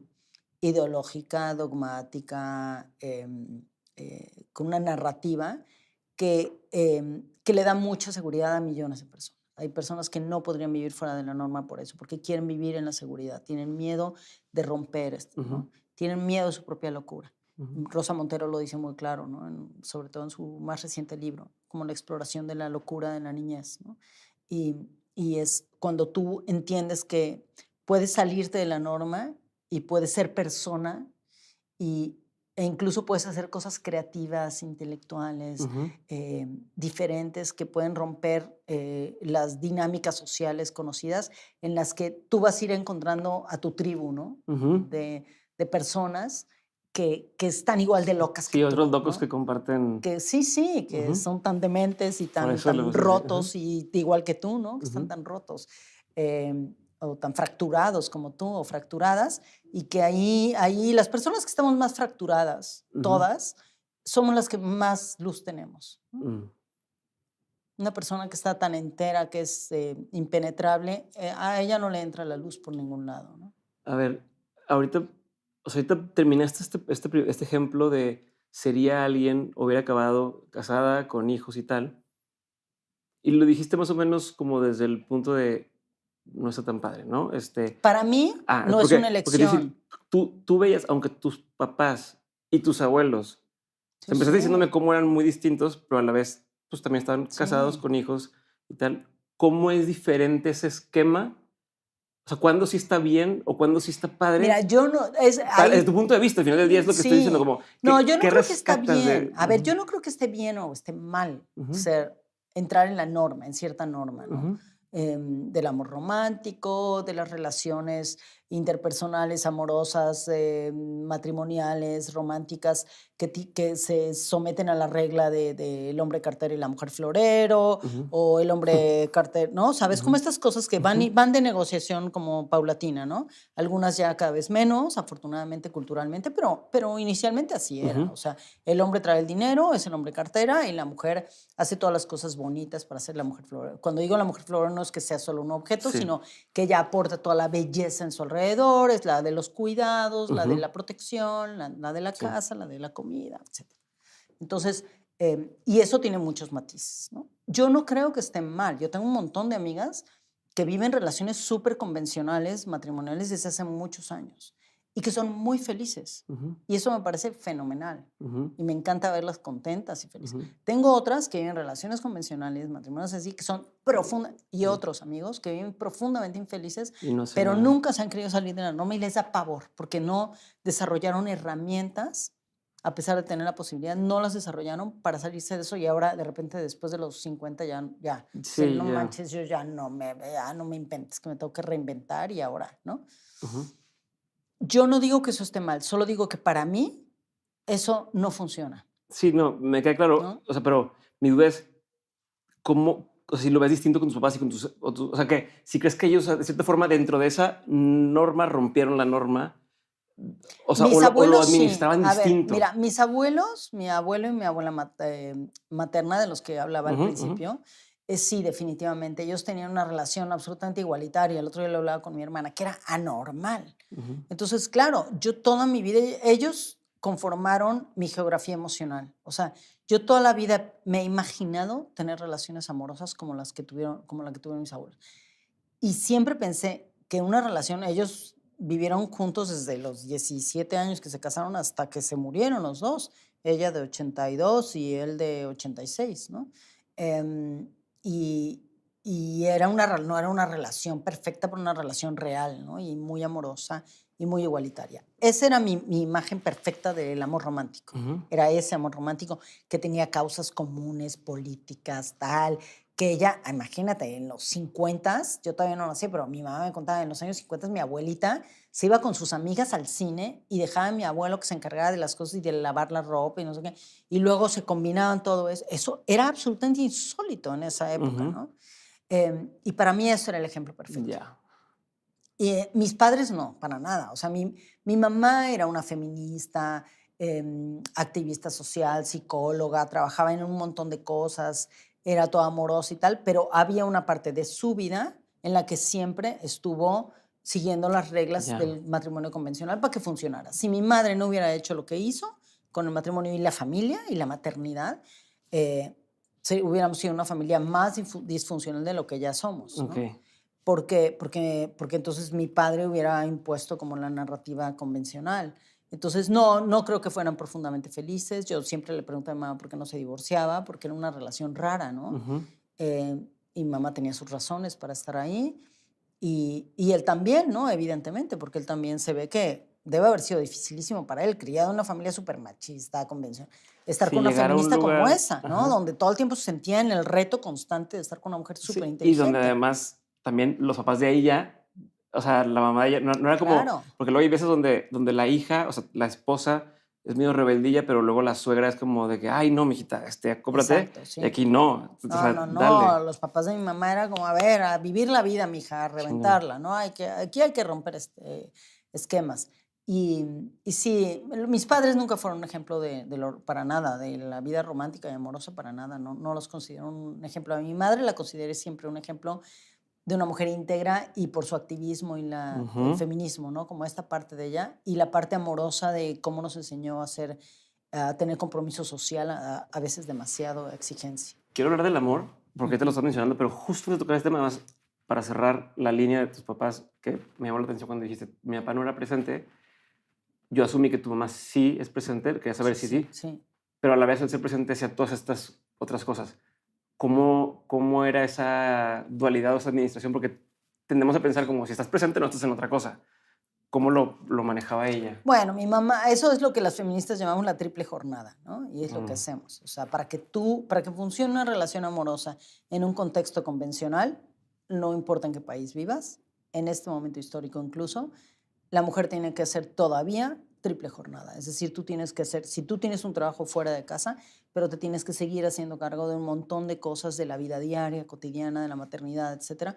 Porque, mira, en casi todos los países, ¿no? Hispanoparlantes, todo el tiempo están hablando de cómo negocias los tiempos. O sea, todavía tienes que negociar los tiempos, como si la paternidad fuera sí, te voy a una ayudar. casualidad.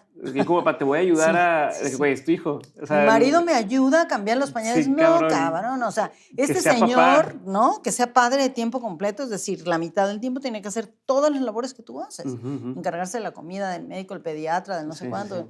Mi papá no sabía ni cómo se llama nuestro pediatra, nada, no sabe nada de nada. O Sí, sea, este comediante es si mi bromear madre con hubiera eso. desaparecido, nosotros nos hubiéramos muerto los 6, yo creo, porque si no se encarga la Sí, abuela. vi un comediante el otro día hacer una broma así de que me marcan de la escuela de mi hija para preguntarme si sabía si mi hija se había subido al camión que yo la llevé, dice, que cuál camión agarró. y le dice, ¿de qué estás hablando? Eso le tienes que preguntar a mi esposa. No sé ni en qué colegio va. O sea, yo la más la llevé y no sé qué colegio estás haciendo. O sea, mal, pero Eso el sí. chiste, pero Es chiste, pero es pero un es chiste verdad. basado en la realidad, Exacto, claro. exacto. Sí, entonces, bueno, pues eso. Hacía triple jornada tu mamá. Pero eso, claro, mi mamá, como todas las mujeres en el mundo que maternan, que cuidan y que crían niñas y niños y que tienen pareja y que sostienen un hogar, ¿no? Para que se mantenga ahí como sólido, pues hacía eso y cocinaba y no sé qué. Y nos enseñó a mis hermanos y a mí, a nosotras, a las mujeres, a cocinar a todos y todas por igual, a cambiar llantas, todas las cosas, ¿no? Como muy igualitarias, muy feministas. Pero al final ella acabó haciendo sacrificios que mi padre jamás hizo por nosotros, ni por la familia, ¿no? Ya. Ahora sí hablemos del amor.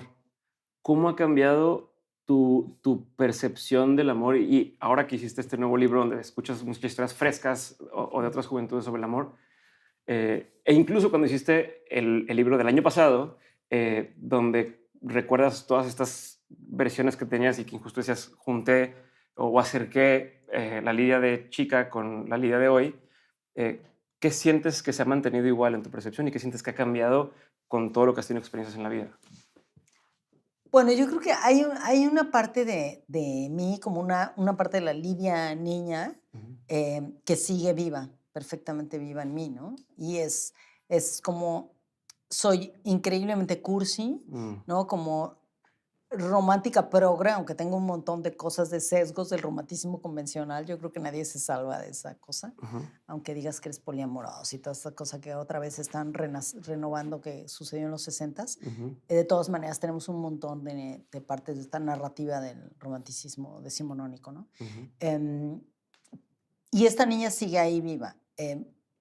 ¿Qué ha cambiado? Pues la verdad es que muy poco, porque lo que yo ahora entiendo de mí es que desde muy pequeña tenía mucha claridad sobre lo que yo sí quería y lo que no quería. Y ahí otra vez la relación de mis padres, que para mí era una relación fallida, el amor comparado con mis abuelos, fue un ejemplo perfecto de lo que yo no quería. Porque casi siempre decimos, mira, es que yo vi lo que quería, pero pocas veces reconocemos cómo nos educa el poder crecer en entornos de lo que no queríamos, reflexionar sobre ello y profundizar en ello, ¿no? Y entender ese mapa emocional, psicológico, anímico, de eso que tú ves y dices, esto es lo que yo no quiero para mi vida. O sea, les quiero y pues hay ellos con su rollo, esta cosa rara que tienen de relación extrañísima, pero eso es justo lo que no quiero y quiero entenderlo para no reproducirlo. Y eso sí lo logré hacer.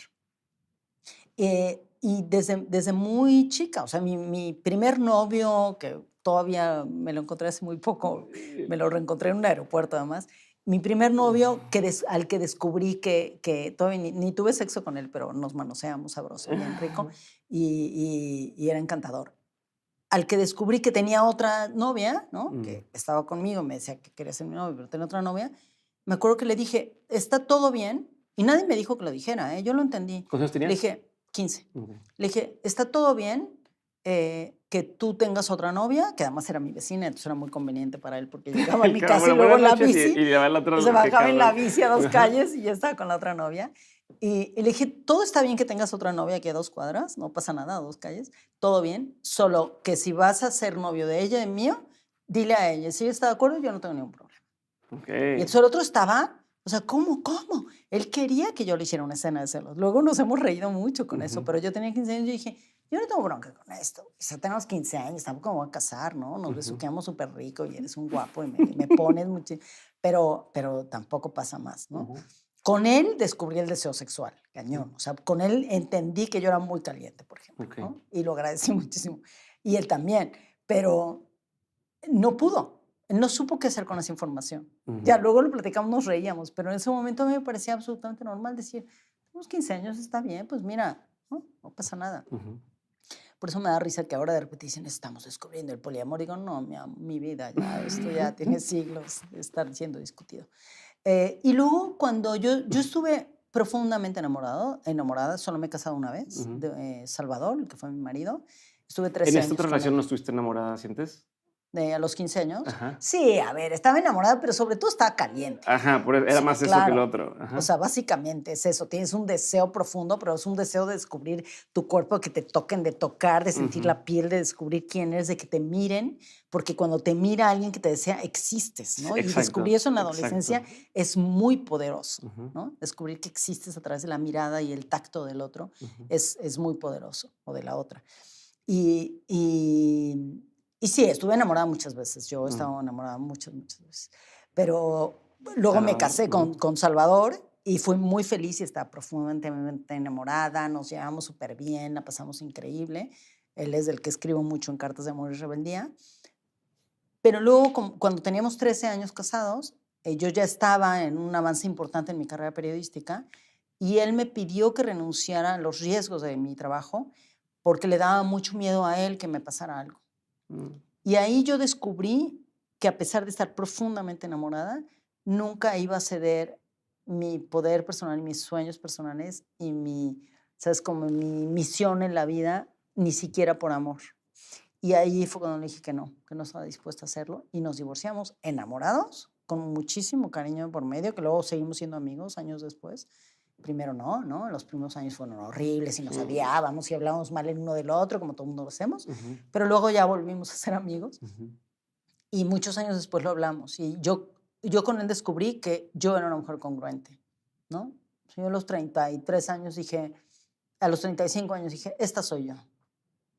A mí nadie, por más que me ame, me puede decir que tengo que dejar de hacer lo que yo hago porque a él le da miedo, ¿no? Lo mismo que hablamos de los compromisos, de decir, cedía esto y... Exacto, porque es lo que yo veía, yo tengo muchas amigas que han ido cediendo, ¿no? Amigas periodistas súper reconocidas que han dejado su carrera en segundo término para que su pareja periodista, hombre, sea súper famoso, se gane el Pulitzer, no sé qué, y ella se quedó con los niños, o no sé cuánto, dejó de ir a la guerra porque ya tenía niños, ¿no? Siempre quien pierde en la negociación son las mujeres, siempre. Si que te quieres quedar en una relación romántica de pareja heterosexual, o por lo menos heteronormativa, siempre, porque hay lésbico y gay heteronormativo, donde siguen las reglas convencionales, sigue igual de jodida. Alguien quien tiene más prestigio, más poder y hace como el rol más masculinizado es la persona que va a pedirle a la otra que hace el rol feminizado que se quede ahí a cuidar el gallinero mientras ellos salen a conquistar el mundo, ¿no? Ulises y su tarea. Y yo decidí que no iba a hacer eso. Entonces estoy muy orgullosa y he vivido muchos amores y me he enamorado otras veces, pero siempre ha sido así. O sea, lo máximo que me duran las relaciones son 13 años. Es mi... pues está bastantito. Pero entonces, sientes que se ha mantenido igual. Entonces o sea, solamente se ha confirmado tu visión que tenías del amor desde chica. Sí. ¿No? Como ha sido como confirmar que tenías razón o que sí eres como congruente de eso. No es que te hayas decepcionado de es que el amor no sé qué o Nada, tal. Cero. O sea, yo no me decepciono del amor, me he decepcionado de algunas personas. Claro, pero es diferente. Es diferente, sí. ¿Quién no? ¿Y cómo cuando hiciste esta investigación con las niñas aquí en España, en toda España, cómo evitas las ganas a veces de decirle, morra, la estás cagando? O sea, porque habrá quien te diga cosas que hacen, tú con experiencia dices hace sentido, pero entonces que a lo mejor te contaron una versión de cosas que dices, le quiero decir algo, ¿no? Como, oye, no, date cuenta, pero no sé si lo haces o no, si se vale o no, o si nada más sea lo que diga y de ahí lo pongo. Y con conceptos relacionados con eso y con conceptos relacionados con todo lo demás que hiciste investigación sobre la sexualidad, sobre el género y todo ese tipo de cuestiones. O sea, tenía la tentación de pronto de decir, agarra la onda o no tener la tentación y si lo hiciste o no lo hiciste. No, a ver, yo creo que son dos cosas diferentes. Yo voy mucho a escuelas en muchos países del mundo a dar charlas, a hablar sobre todo con adolescentes y tal, y conferencias y tal. Y soy súper realista y de repente me preguntan cosas, siempre digo la neta y a veces digo unas cosas que veo el profesorado que está, que me empiezan a mirar con sobre todo aquí en España, son más conservadores. En otros países en Latinoamérica no, pero aquí O sea, por ejemplo, siempre me dicen, bueno, las niñas y los niños aquí de secundaria, imagínate tú, 14, 15, 16, no hablan de trata, no hables de tantas cosas tan rudas y pornografía.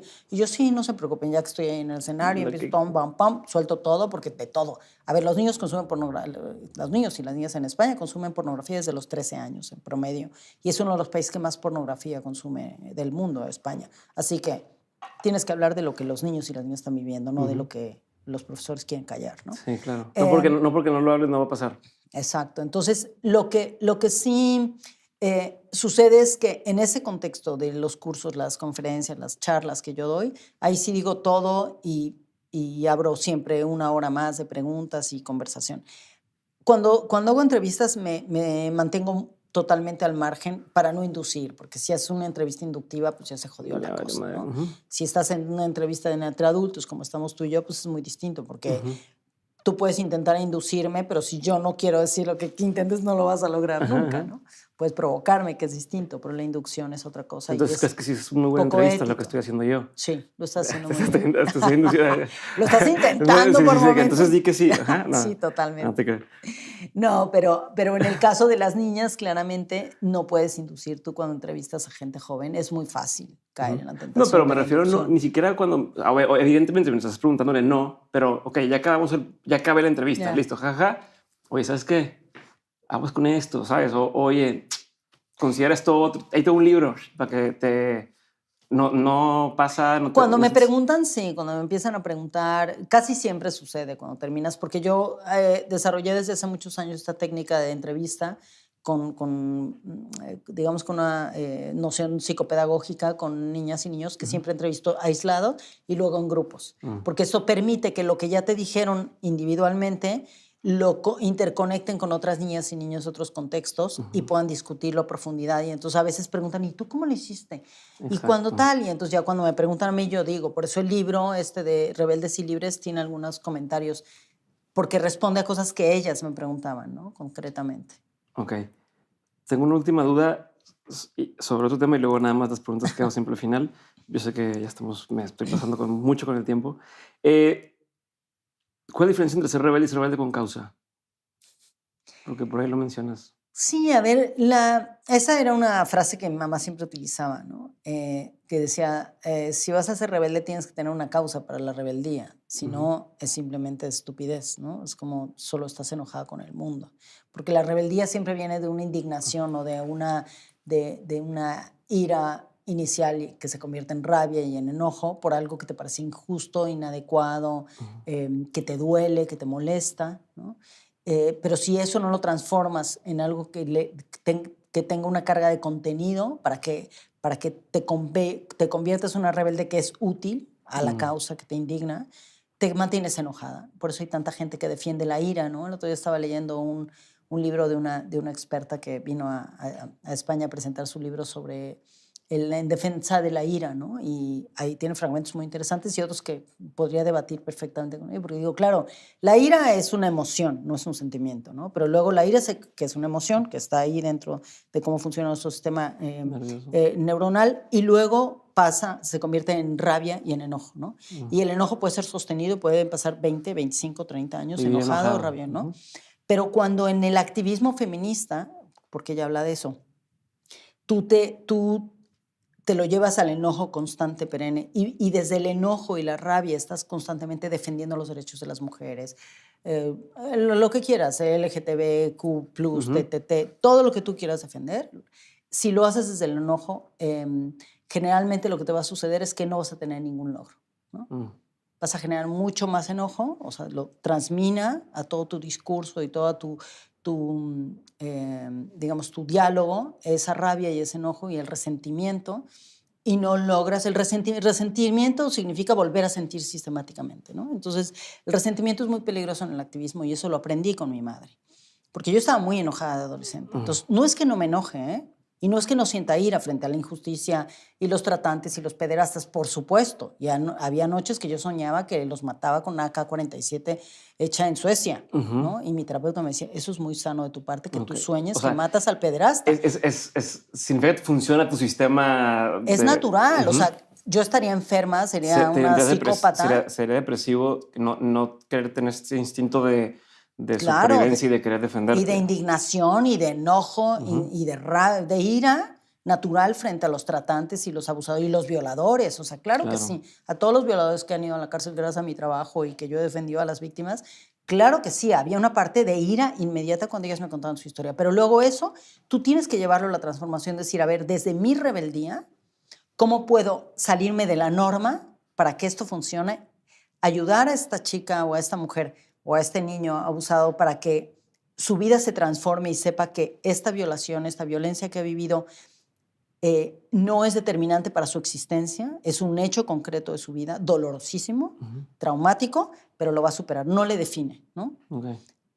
Y eso es importante. Y luego, ¿qué voy a hacer yo con esto para que en lugar de reaccionar desde esta ira que me dio inicialmente, lo haga desde una manera súper estratégica, intelectual? O sea, para ver si te entendí bien, es un ejemplo muy pendejo, pero a ver si, o sea, yo sé que no se compara, pero si te entendí bien. Es como cuando llegas al aeropuerto, llegas a la madre donde los boletos, llegaste tarde, dices, no, acabamos de cerrar la puerta y te zurras, ¿no? Te enojas, pero dices, puta, si me peleo ahorita no voy a lograr nada, por más que enojado que estoy, entonces te la aguantas y es como, señorita, por favor, deme chance.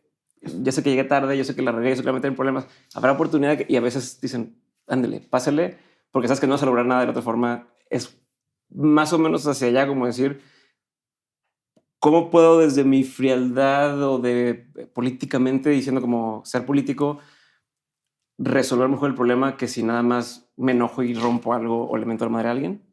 Esto que acabas de definir es perfecto, porque además tiene que ver, te estoy viendo mientras lo defines y te cambia la mirada. Tú sabes perfectamente cómo funciona. En neurociencia lo que nos dicen es que la ira despierta una parte del cerebro que obnubila todas las demás capacidades cerebrales para ser estratégico, ¿no?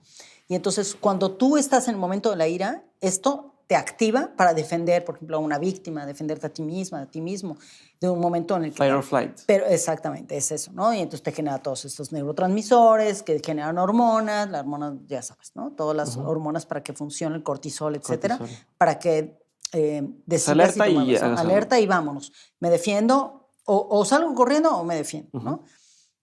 Eso es instantáneo, pero luego hay un momento en que eso se convierte en reflexión, que es lo que acabas de hacer, ¿no? Como es, ¿yo qué hago? ¿Me quedo ahí atorado o lo que voy a hacer es moverme a un lugar donde puedo hacer una negociación? Y entonces ya haces una reflexión intelectual y eso se convierte en emoción. Y entonces lo pasas a una emoción activa, positiva, que es, voy a negociar esto desde la necesidad que yo tengo de subirme a ese avión porque me urge. Y lo negocias desde un lugar afectivo, empático, donde tú generas empatía. Pues es igual, yo hago exactamente lo mismo, incluso en los momentos más difíciles, que es, primero es que yo me tengo que bajar de esa ira, porque si yo lo que quiero es ir con las abogadas de mi centro de atención a convencer al juez de que la violación de estas mujeres tiene que ser juzgada de tal manera, si yo llego, pinche juez, corrupto, desgraciado, maldito, evidentemente no. A lo mejor está diciendo estupideces y tengo ganas de decirle todo eso, por dentro pero estás nunca que no lo voy a puedes, hacer, ¿no? Me voy a colocar emocionalmente en el lugar donde yo aprendo a elegir mis batallas. Yo aprendí a elegir mis batallas desde joven, desde muy, muy joven. Y más después de la tortura y la persecución y tal, decidí que yo iba a elegir mis batallas. Yo sé cuándo subirme al ring. Y cuando me subo al ring, cuidado. Pero antes de subirme al ring, yo lo que estoy es viendo cómo va la pelea, quién va a ganar, quién se sube, quién contra quién, cómo está la gente alrededor, cómo se sienten los ánimos, ¿no? Evalúo todo eso a mi alrededor. Desde niña soy capaz de hacer eso. Hago como mapas mentales, emocionales, y luego ya que lo veo, de repente digo, ok, ahora me toca irme a las cuerdas y vámonos al ring. Y ahí sí ya sé lo que voy a hacer. A veces la riego y me equivoco, pero ¿no? es un superpoder, poder así como leer el cuarto y estar...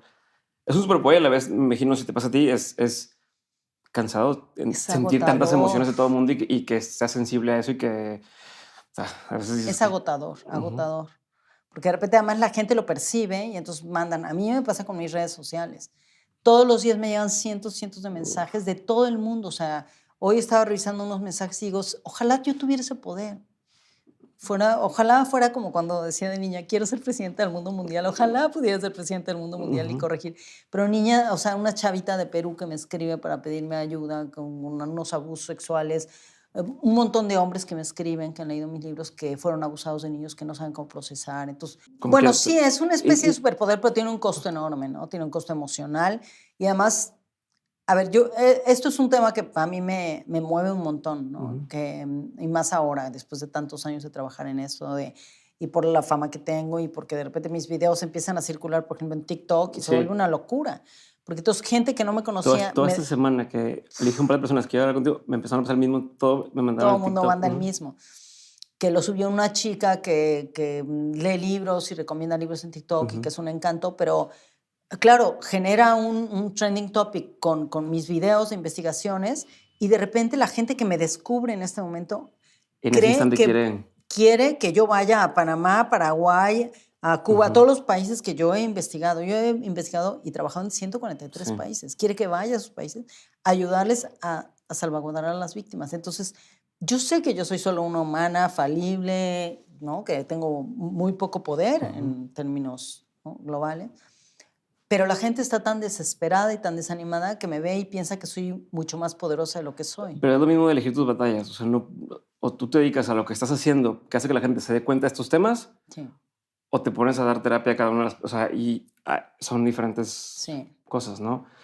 Y regresando un poco al principio de lo que hablábamos de Oriana y de todas estas personas que tú creciste y decías, wow, pues hasta cierto punto te has convertido en una persona como ellas.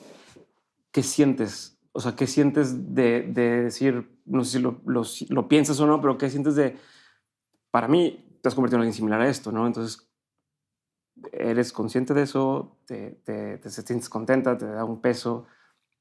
¿Te da igual? ¿Cómo lo interpretas? No, a ver, mira, cuando yo salí de la cárcel y entonces fui a una manifestación en el Zócalo y hablé como ahí en el Zócalo lleno de... miles y miles de personas y fue muy conmovedor porque toda la gente en el Zócalo empezó a gritar, todos somos Lidia Cacho, y fue muy abrumador. Una amiga, cuando terminamos ese evento, era todo alrededor de las mujeres de los feminicidios en Ciudad Juárez, yo hacía 2 meses que había salido de la cárcel, que estaba apenas procesando la tortura y todo, y fui a eso y fui entera, salí, y luego, claro, a terapia directa, ¿no? Y una amiga mía me dijo, Lidia, tienes que asumir que te has convertido en un símbolo. Tu nombre ahora es un símbolo. Asume eso para el resto de tu vida. Y yo primero dije que no, y estaba como muy enojada, ¿no?, con eso, porque decía, es que ya no quiero. O sea, implica un chorro de cosas también. Si un día me ven mentando la madre a alguien, ¿cómo ella hace eso si es todo esto otro? Claro. Entonces mira, yo creo que tengo el ego muy bien colocado. O sea, yo sé que soy una mujer muy inteligente, muy capaz, que tengo mucha fuerza, que tengo poder en ciertos aspectos, etcétera. No me tiro a los vidrios para que me recojan y digan, ay, no, tú eres maravillosa. No necesito eso. Mi ego está bien nutrido, lo suficientemente para saber que no necesita más comida, ¿no? Entonces no necesito que me esté nutriendo el ego diciendo, ay, qué barbaridad, qué valiente eres, tú eres lo máximo. Agradezco infinitamente cuando la gente lo dice de corazón, porque sé que lo dice, ¿no? Pero no me hace diferente, no me convierte en otra persona que me reconozcan y me digan, porque yo no soy periodista y defensora de derechos humanos y feminista para caerle bien a nadie. Yo lo soy porque me gusta ser congruente conmigo y caerme bien a mí misma. O sea, a mí me gusta levantarme en las mañanas, hacer yoga, meditar, verme al espejo y decir, si hoy te mueres, todo bien. ¿Sabes? O sea, me caigo bien. Y yo creo que esa es como la meta en la vida que deberíamos de tener, es si tú vives a gusto contigo misma, ¿no? Que vuelvo un poco también al tema del amor, al final, porque soy muy, o sea, me encanta estar enamorada, me gusta, lo disfruto mucho, pero también ahora no estoy dispuesta a vivir con nadie, ¿no? No necesitas a alguien. No necesito a nadie. Me encanta estar enamorada. Sí necesito compañía humana, evidentemente, y el sexo me gusta muchísimo. Entonces, pues, tengo amigos con los que la paso a todo dar. Y si con uno de ellos surge algo amoroso y todo, está muy bien. Pero siempre será la persona que está fuera de mí la que recibe amor, pero la primera que recibe amor soy yo de mí misma, ¿no? Y eso para mí es importante. Porque yo por eso soy tan amorosa con mis parejas. Por eso me quieren tanto y soy tan modesta. Pero no, por eso soy muy buena amante, en el mejor de los sentidos, porque también soy muy amorosa conmigo misma. Y disfruto mucho del goce, ¿no? El goce que yo comparto, pero también del gozo que yo recibo y sé pedir lo que yo necesito y lo que a mí me gusta. Y creo que ahí radica todo y va desde el amor hasta el activismo, hasta la manera en que tú te compartes con las y los demás, con el mundo en lo que hagas, ¿no? Okay. ¿Cuál ha sido uno de los peores consejos que te han dado? Uno de los peores consejos que me han dado. Que entre a trabajar a los medios tradicionales y que para que sea reconocida, ¿no? Los intentos que hice con unas televisoras potentes en México fueron horrorosos, la pasé fatal, me sentí incómoda, me sentía como una farsante y perdí tiempo con eso porque no era mi lugar en el mundo. ¿Cuál es uno de los mejores consejos que te han dado?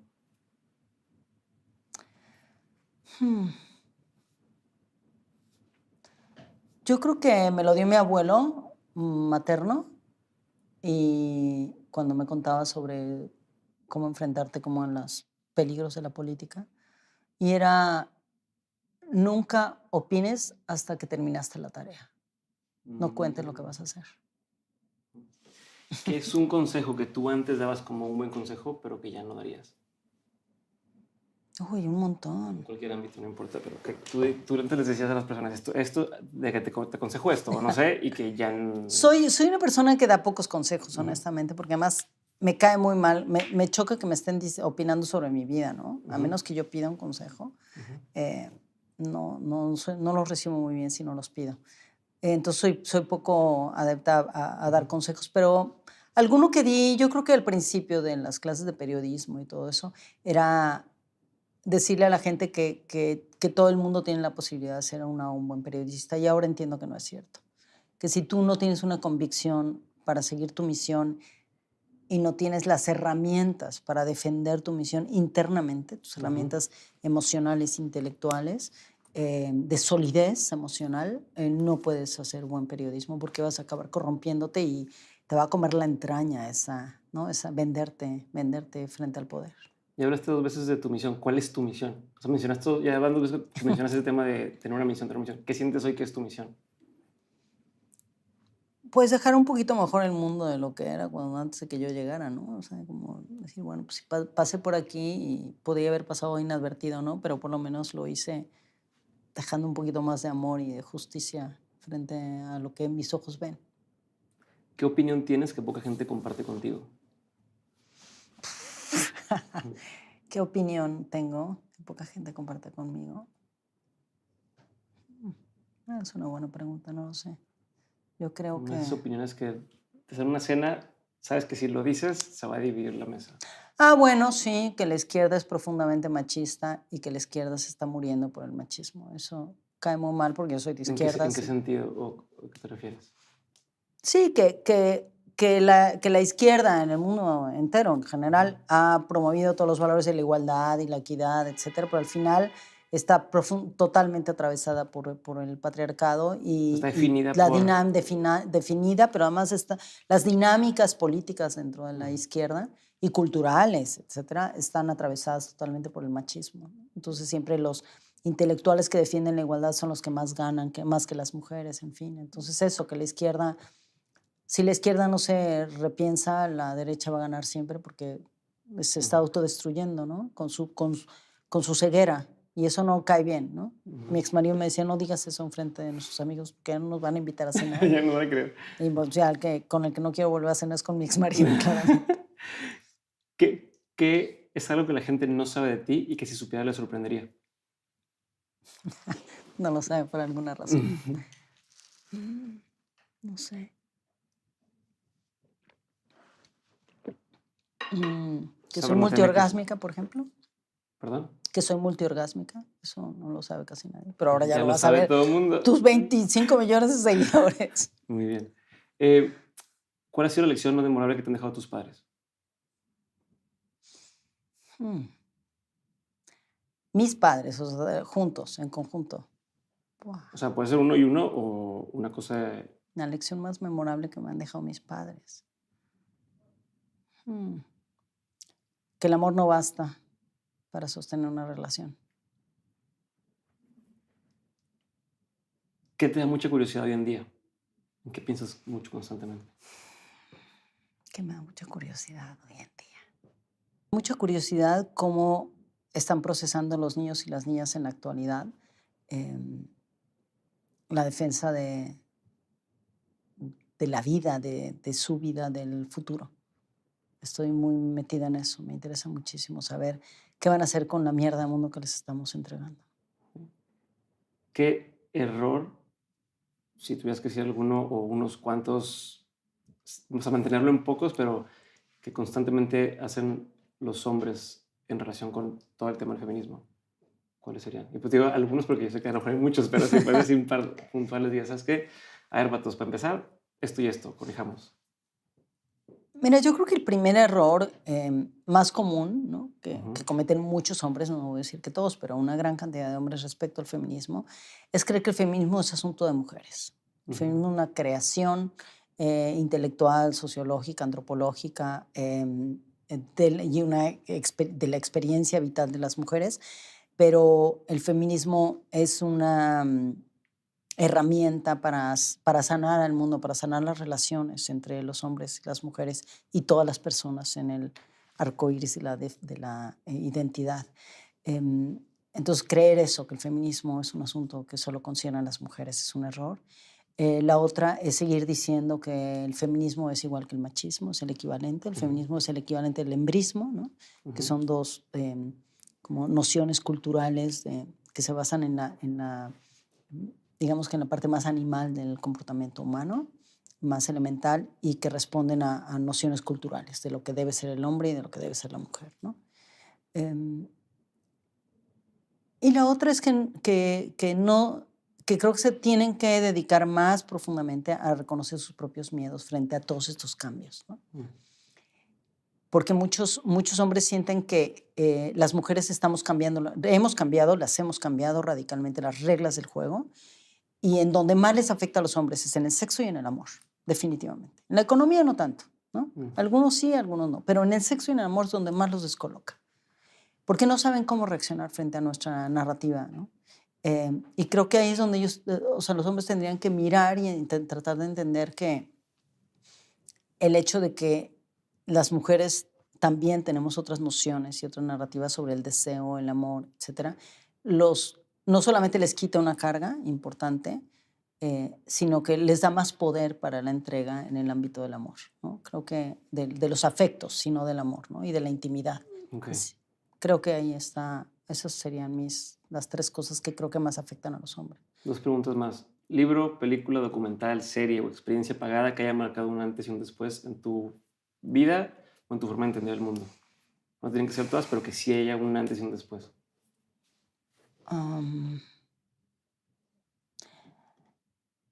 Bueno, hay un montón, la verdad es que hay un montón, pero definitivamente yo compré en un aeropuerto en Londres la segunda edición de un libro de Herta Müller, la escritora que luego ganó el premio Nobel, que se llama Hambre y Seda, que es un libro que es una locura, o sea, es uno de los mejores libros que he leído en toda mi vida y lo releo, o sea, está todo subrayado. De hecho, es de los pocos que salvé ahora en el exilio porque lo traía conmigo en mi maleta porque no lo suelto, ¿no? Es un libro muy raro. Sí, es de Herta Müller. Y es raro porque es un libro de ensayo sobre la guerra, sobre su infancia y todo, pero es la perfección literaria y periodística. Para mí es como, si yo algún día, antes de morirme, lograra escribir la mitad de lo increíble que escribe Herta Müller para revelar cómo vive una mujer y una niña en ese contexto de guerra, ya me daría por bien servida, ¿no? Y de películas, pues tengo un montón, pero no sé, como, ¿sabes qué? Yo creo que a mí lo que me ha pasado siempre que me hacen estas preguntas es que siento que en la medida en la que voy evolucionando, descubro que esa peli que vi o esa serie que me marcó realmente, lo que me marcó no fue la película o la serie, sino la manera en que yo le di la lectura que necesitaba 100%, darle, ¿no? Pero aquí no se trata sobre cómo lo lees. ¿Cuál Sí. es eso que detonó ese pensamiento? Que a lo mejor es otro, a lo mejor es justo lo contrario a lo que Mira, representaba la película, pero... la, las películas del Padrino son absolutamente importantes en mi vida. ¿Por qué? Porque cuando Se te sonríes, no sé. las vi, las volví a ver, dije, esto es lo que hay que aprender, la Mm. psicología de la mafia.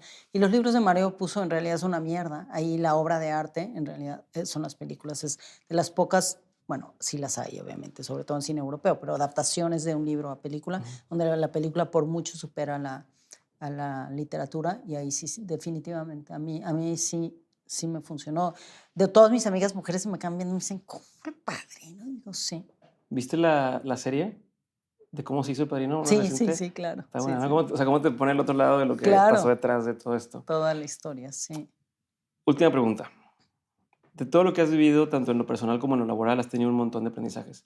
Si tuvieras que quedarte con 3 aprendizajes que quisieras tener siempre presentes, que fueran como esta brújula o recordatorio constante, ¿cuáles serían? Uf. El primero es decirme todos los días, Lidia, no eres tan importante. Ese es el primero. Es como, mi vida no vale tanto, ¿no? Es como, quieta ahí. Porque hubo un momento en mi carrera que había como mucho impulso, incluso de mi pareja, para alimentar mucho, nutrir la fama y el prestigio y todo. Y me compré eso un tiempo y fui muy infeliz cuando lo empecé a hacer y me sentía traicionándome. Entonces digo, no nutras esa mierda porque no te hace bien, ¿no? No es tan importante. Somos muy poquita cosa. Yo, por lo menos, lo tengo claro. 3, ¿quieres? Sí, ese es uno. Ese es uno. El otro es que cada vez que digo que es la última vez que me enamoro, ya sé que lo que va a pasar es que me voy a volver a enamorar. Okay. Y eso me ayuda a recordar que por más que sufras con el desamor, va a volver por otra puerta, ¿no? Otra forma de amar distinta y mejor, sin duda, también. Y, y la otra es que no me voy a morir sin dejar de dar la batalla por la igualdad en la que los hombres también estén integrados en el discurso con el feminismo.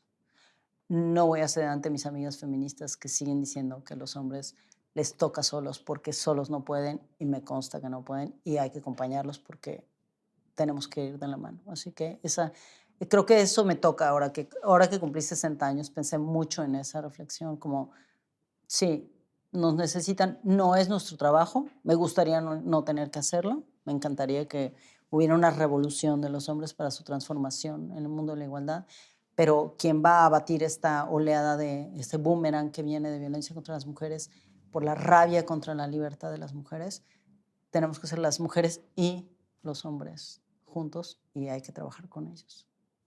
¿No? Nos toca. ¿Quién nos manda tener tanta inteligencia emocional?